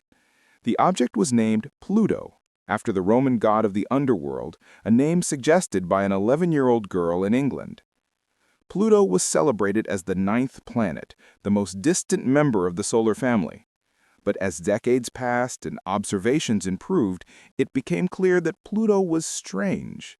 It was tiny, smaller than Earth's noon.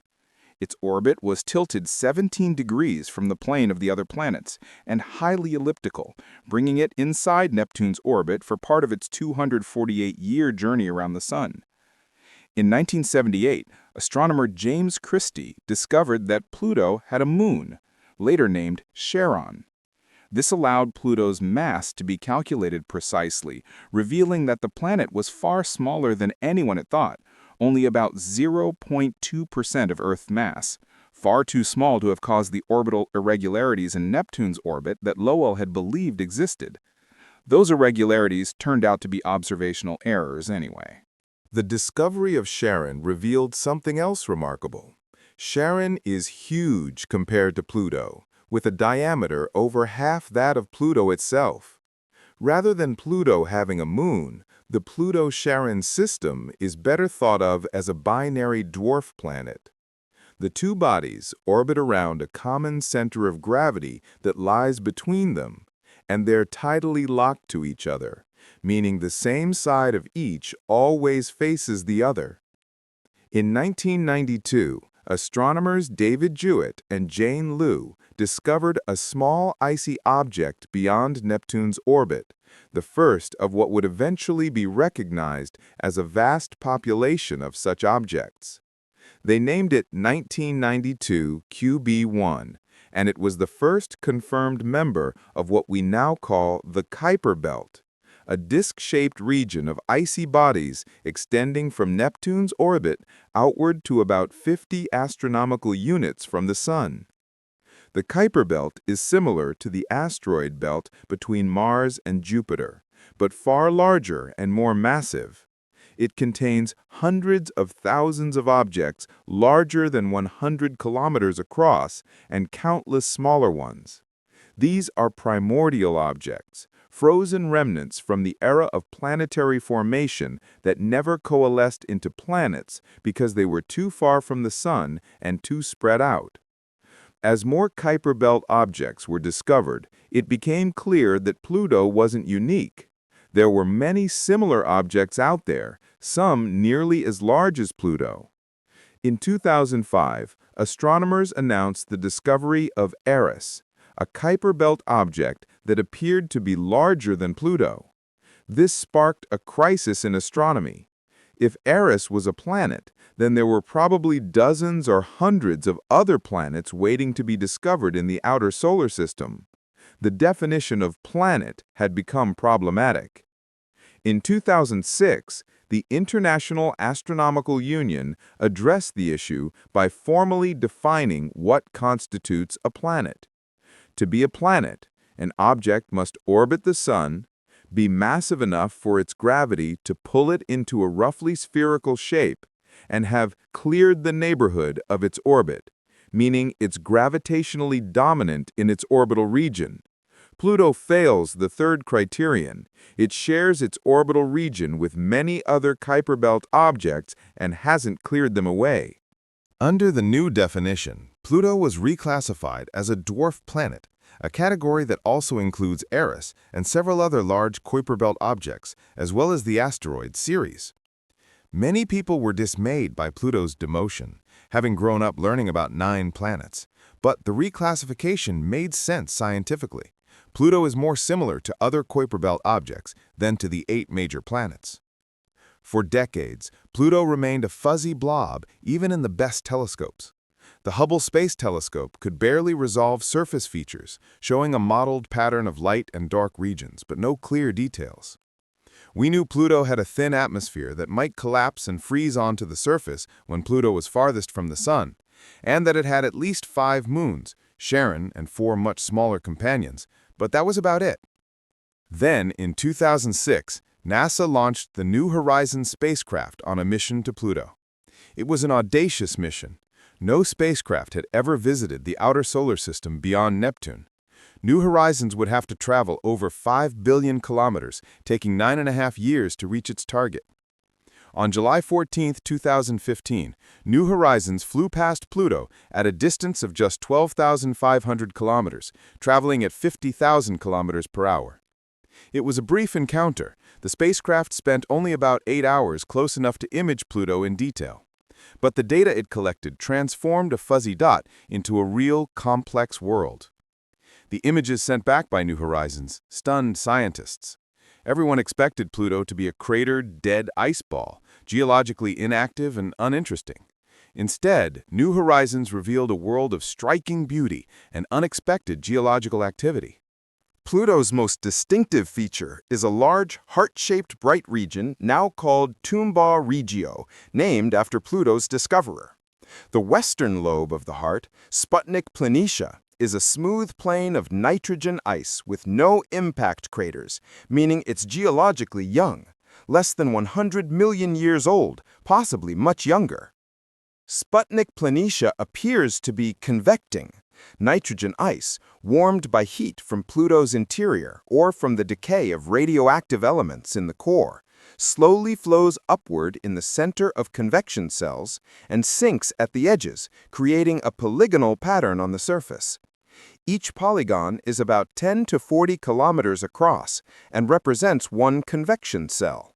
The process is slow. It takes hundreds of thousands of years for ice to complete one convection cycle, but it's enough to continually renew the surface, erasing craters.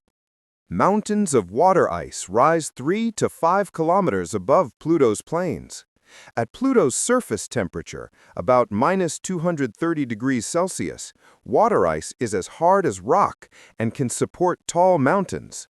The mountains are probably supported by a water ice crust floating on a denser mantle, similar to how Earth's continents float on the mantle. New Horizons discovered vast plains covered in methane ice, features that look like frozen lakes, and even what might be ice volcanoes, or cryovolcanoes, that erupted mixtures of water ice, nitrogen, ammonia, and methane. Pluto has a complex and varied geology, with different types of ice behaving differently based on temperature and composition. The spacecraft also studied Pluto's atmosphere, which turned out to be more substantial than expected. The atmosphere is mostly nitrogen, with trace amounts of methane and carbon monoxide. Blue haze layers extend hundreds of kilometers above the surface, created by photochemical reactions that produce complex organic molecules.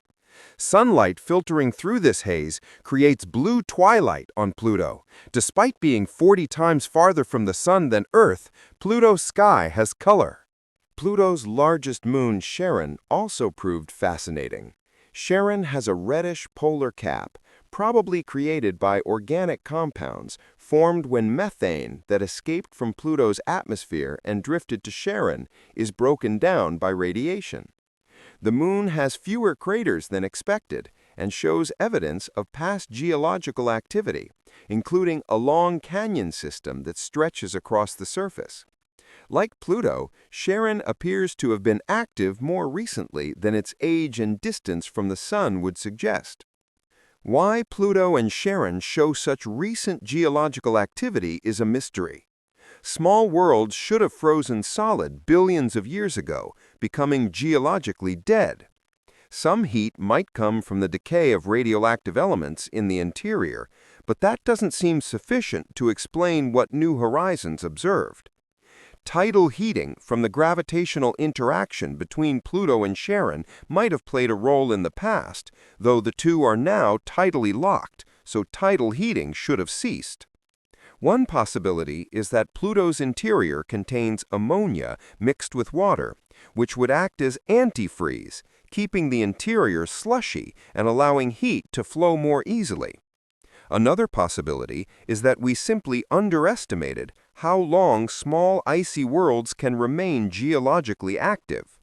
Pluto's heat might be draining away more slowly than models predicted. After flying past Pluto, New Horizons continued into the Kuiper Belt. On January 1, 2019, the spacecraft flew past a small Kuiper Belt object, initially designated 2014 MU69, and now officially named Arrokoth. This small world, only about 36 kilometers long, proved to be a contact binary. Two lobes gently joined together, looking like a cosmic snowman.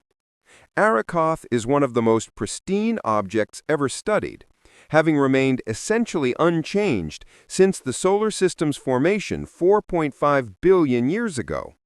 Its surface is smooth, with very few craters, and the two lobes appear to have merged gently rather than through a violent collision.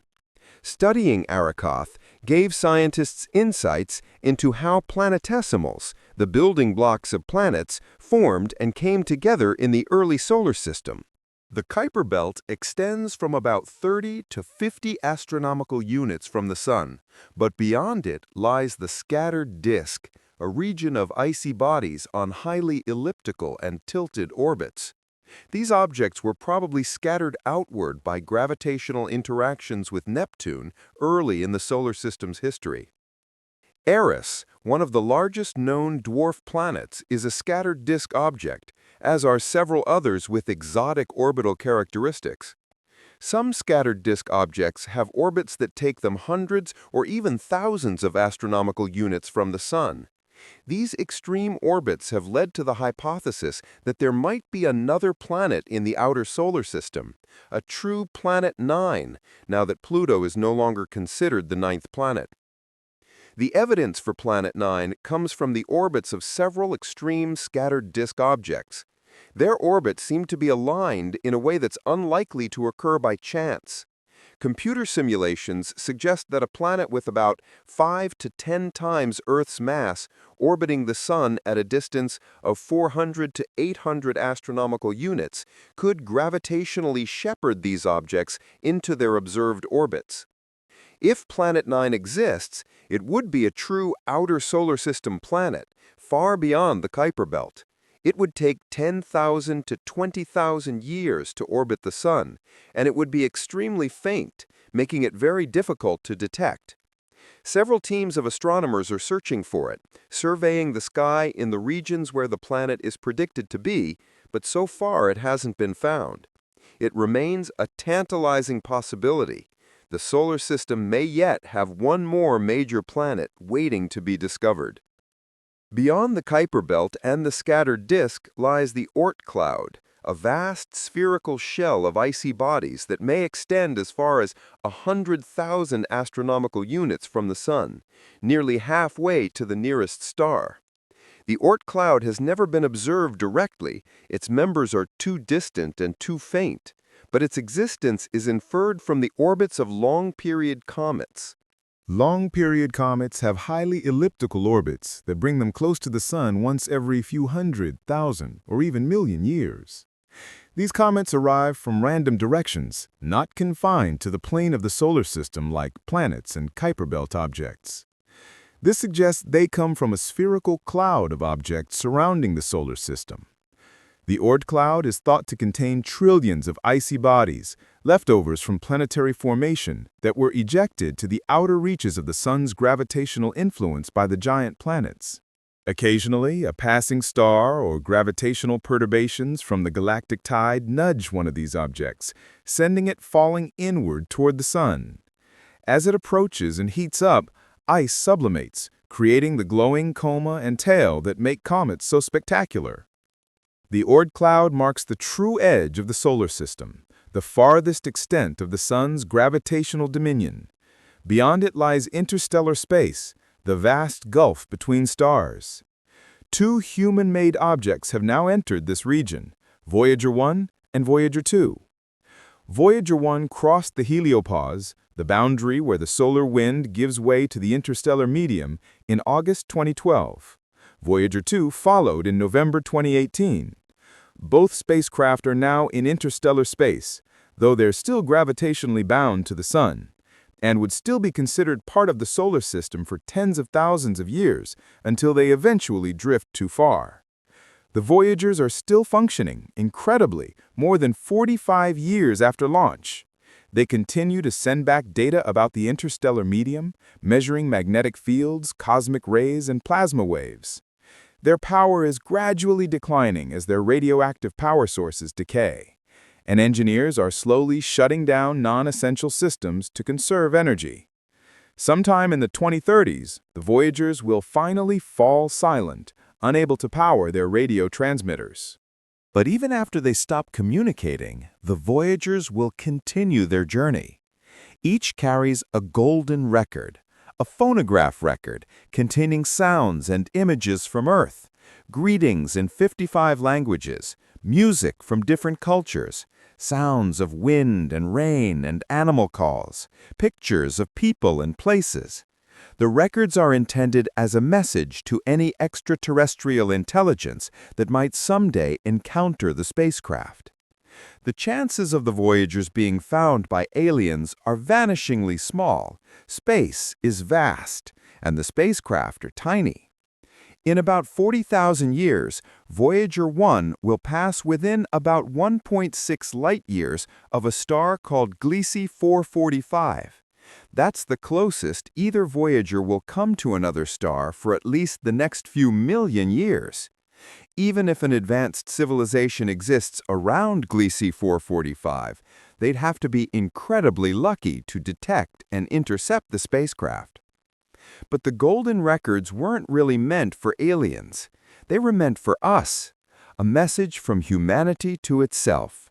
A declaration that we are a curious species that reaches out to explore, that values knowledge and discovery, that hopes to connect with others, even across the vast distances of space. The exploration of our solar system over the past 60 years has been one of humanity's greatest achievements. We've sent robotic emissaries to every planet, to dozens of moons, to asteroids and comets and dwarf planets. We've discovered that almost every world is unique, with its own character and history. We found evidence of past habitability on Mars, subsurface oceans on icy moons, complex organic chemistry on Titan, active geology on Pluto. We've learned that the solar system is far more dynamic and interesting than anyone imagined. Worlds we expected to be dead and frozen have turned out to be geologically active. We found ice on Mercury, lightning on Saturn, and geysers on Enceladus. We've seen alien weather patterns, tasted alien waters, and walked via robots on alien shores. And yet, for all we've learned, mysteries remain. How did the solar system form? What processes shaped each world? Is there life elsewhere in the solar system, perhaps in Europa's ocean, or Enceladus's vents, or Titan's hydrocarbon lakes? What is Planet 9, if it exists? What lies in the Oort cloud? Future missions will continue to explore and discover. NASA's missions to Europa and Titan will search for signs of life. Sample return missions to Mars and asteroids will bring pieces of other worlds back to Earth for detailed study. New technologies, solar sails, ion drives, nuclear propulsion will enable missions to destinations we can barely reach today. And someday, perhaps within our lifetimes, humans will follow our robotic pioneers. We'll walk on Mars, establishing bases and eventually settlements. We might venture to the asteroids to mine their resources. Perhaps we'll send expeditions to Jupiter's moons or Saturn's rings. The solar system, once impossibly remote, is becoming accessible. But even as we explore our own cosmic neighborhood, we're also looking outward, discovering thousands of planets around other stars, searching for signs of life beyond the solar system, peering deep into space to understand how the universe itself began and evolved. The exploration of space is not just about visiting other worlds. It's about understanding our place in the cosmos, about learning where we came from and where we might be going. It's about satisfying that deep human curiosity that makes us look up at the night sky and wonder what's out there. And now, as we complete our journey through the solar system, drifting far beyond Neptune into the darkness where even the sun is just a bright star, we can look back at everything we've seen, from the scorched surface of Mercury to the frozen wastes of the Kuiper Belt, from the hellish atmosphere of Venus to the geysers of Enceladus, from the red deserts of Mars to the cloud tops of Jupiter. The solar system is our home, a diverse family of worlds bound together by gravity and light, orbiting a star that gives us warmth and life. We've only just begun to explore it, to understand its secrets, to appreciate its wonders. The journey continues, the discoveries await, and the cosmos, vast and ancient and beautiful, calls to us still. Sleep well, dreaming of distant worlds, of robot explorers rolling across alien landscapes, of spacecraft flying through the rings of Saturn, of moons hiding oceans beneath their icy shells. Dream of the solar system, our cosmic neighborhood, waiting patiently for us to explore it fully and understand its stories. The universe is vast, but it's not beyond our reach. We are, after all, explorers. It's what we do. It's who we are. Good night, and may your dreams take you to the stars.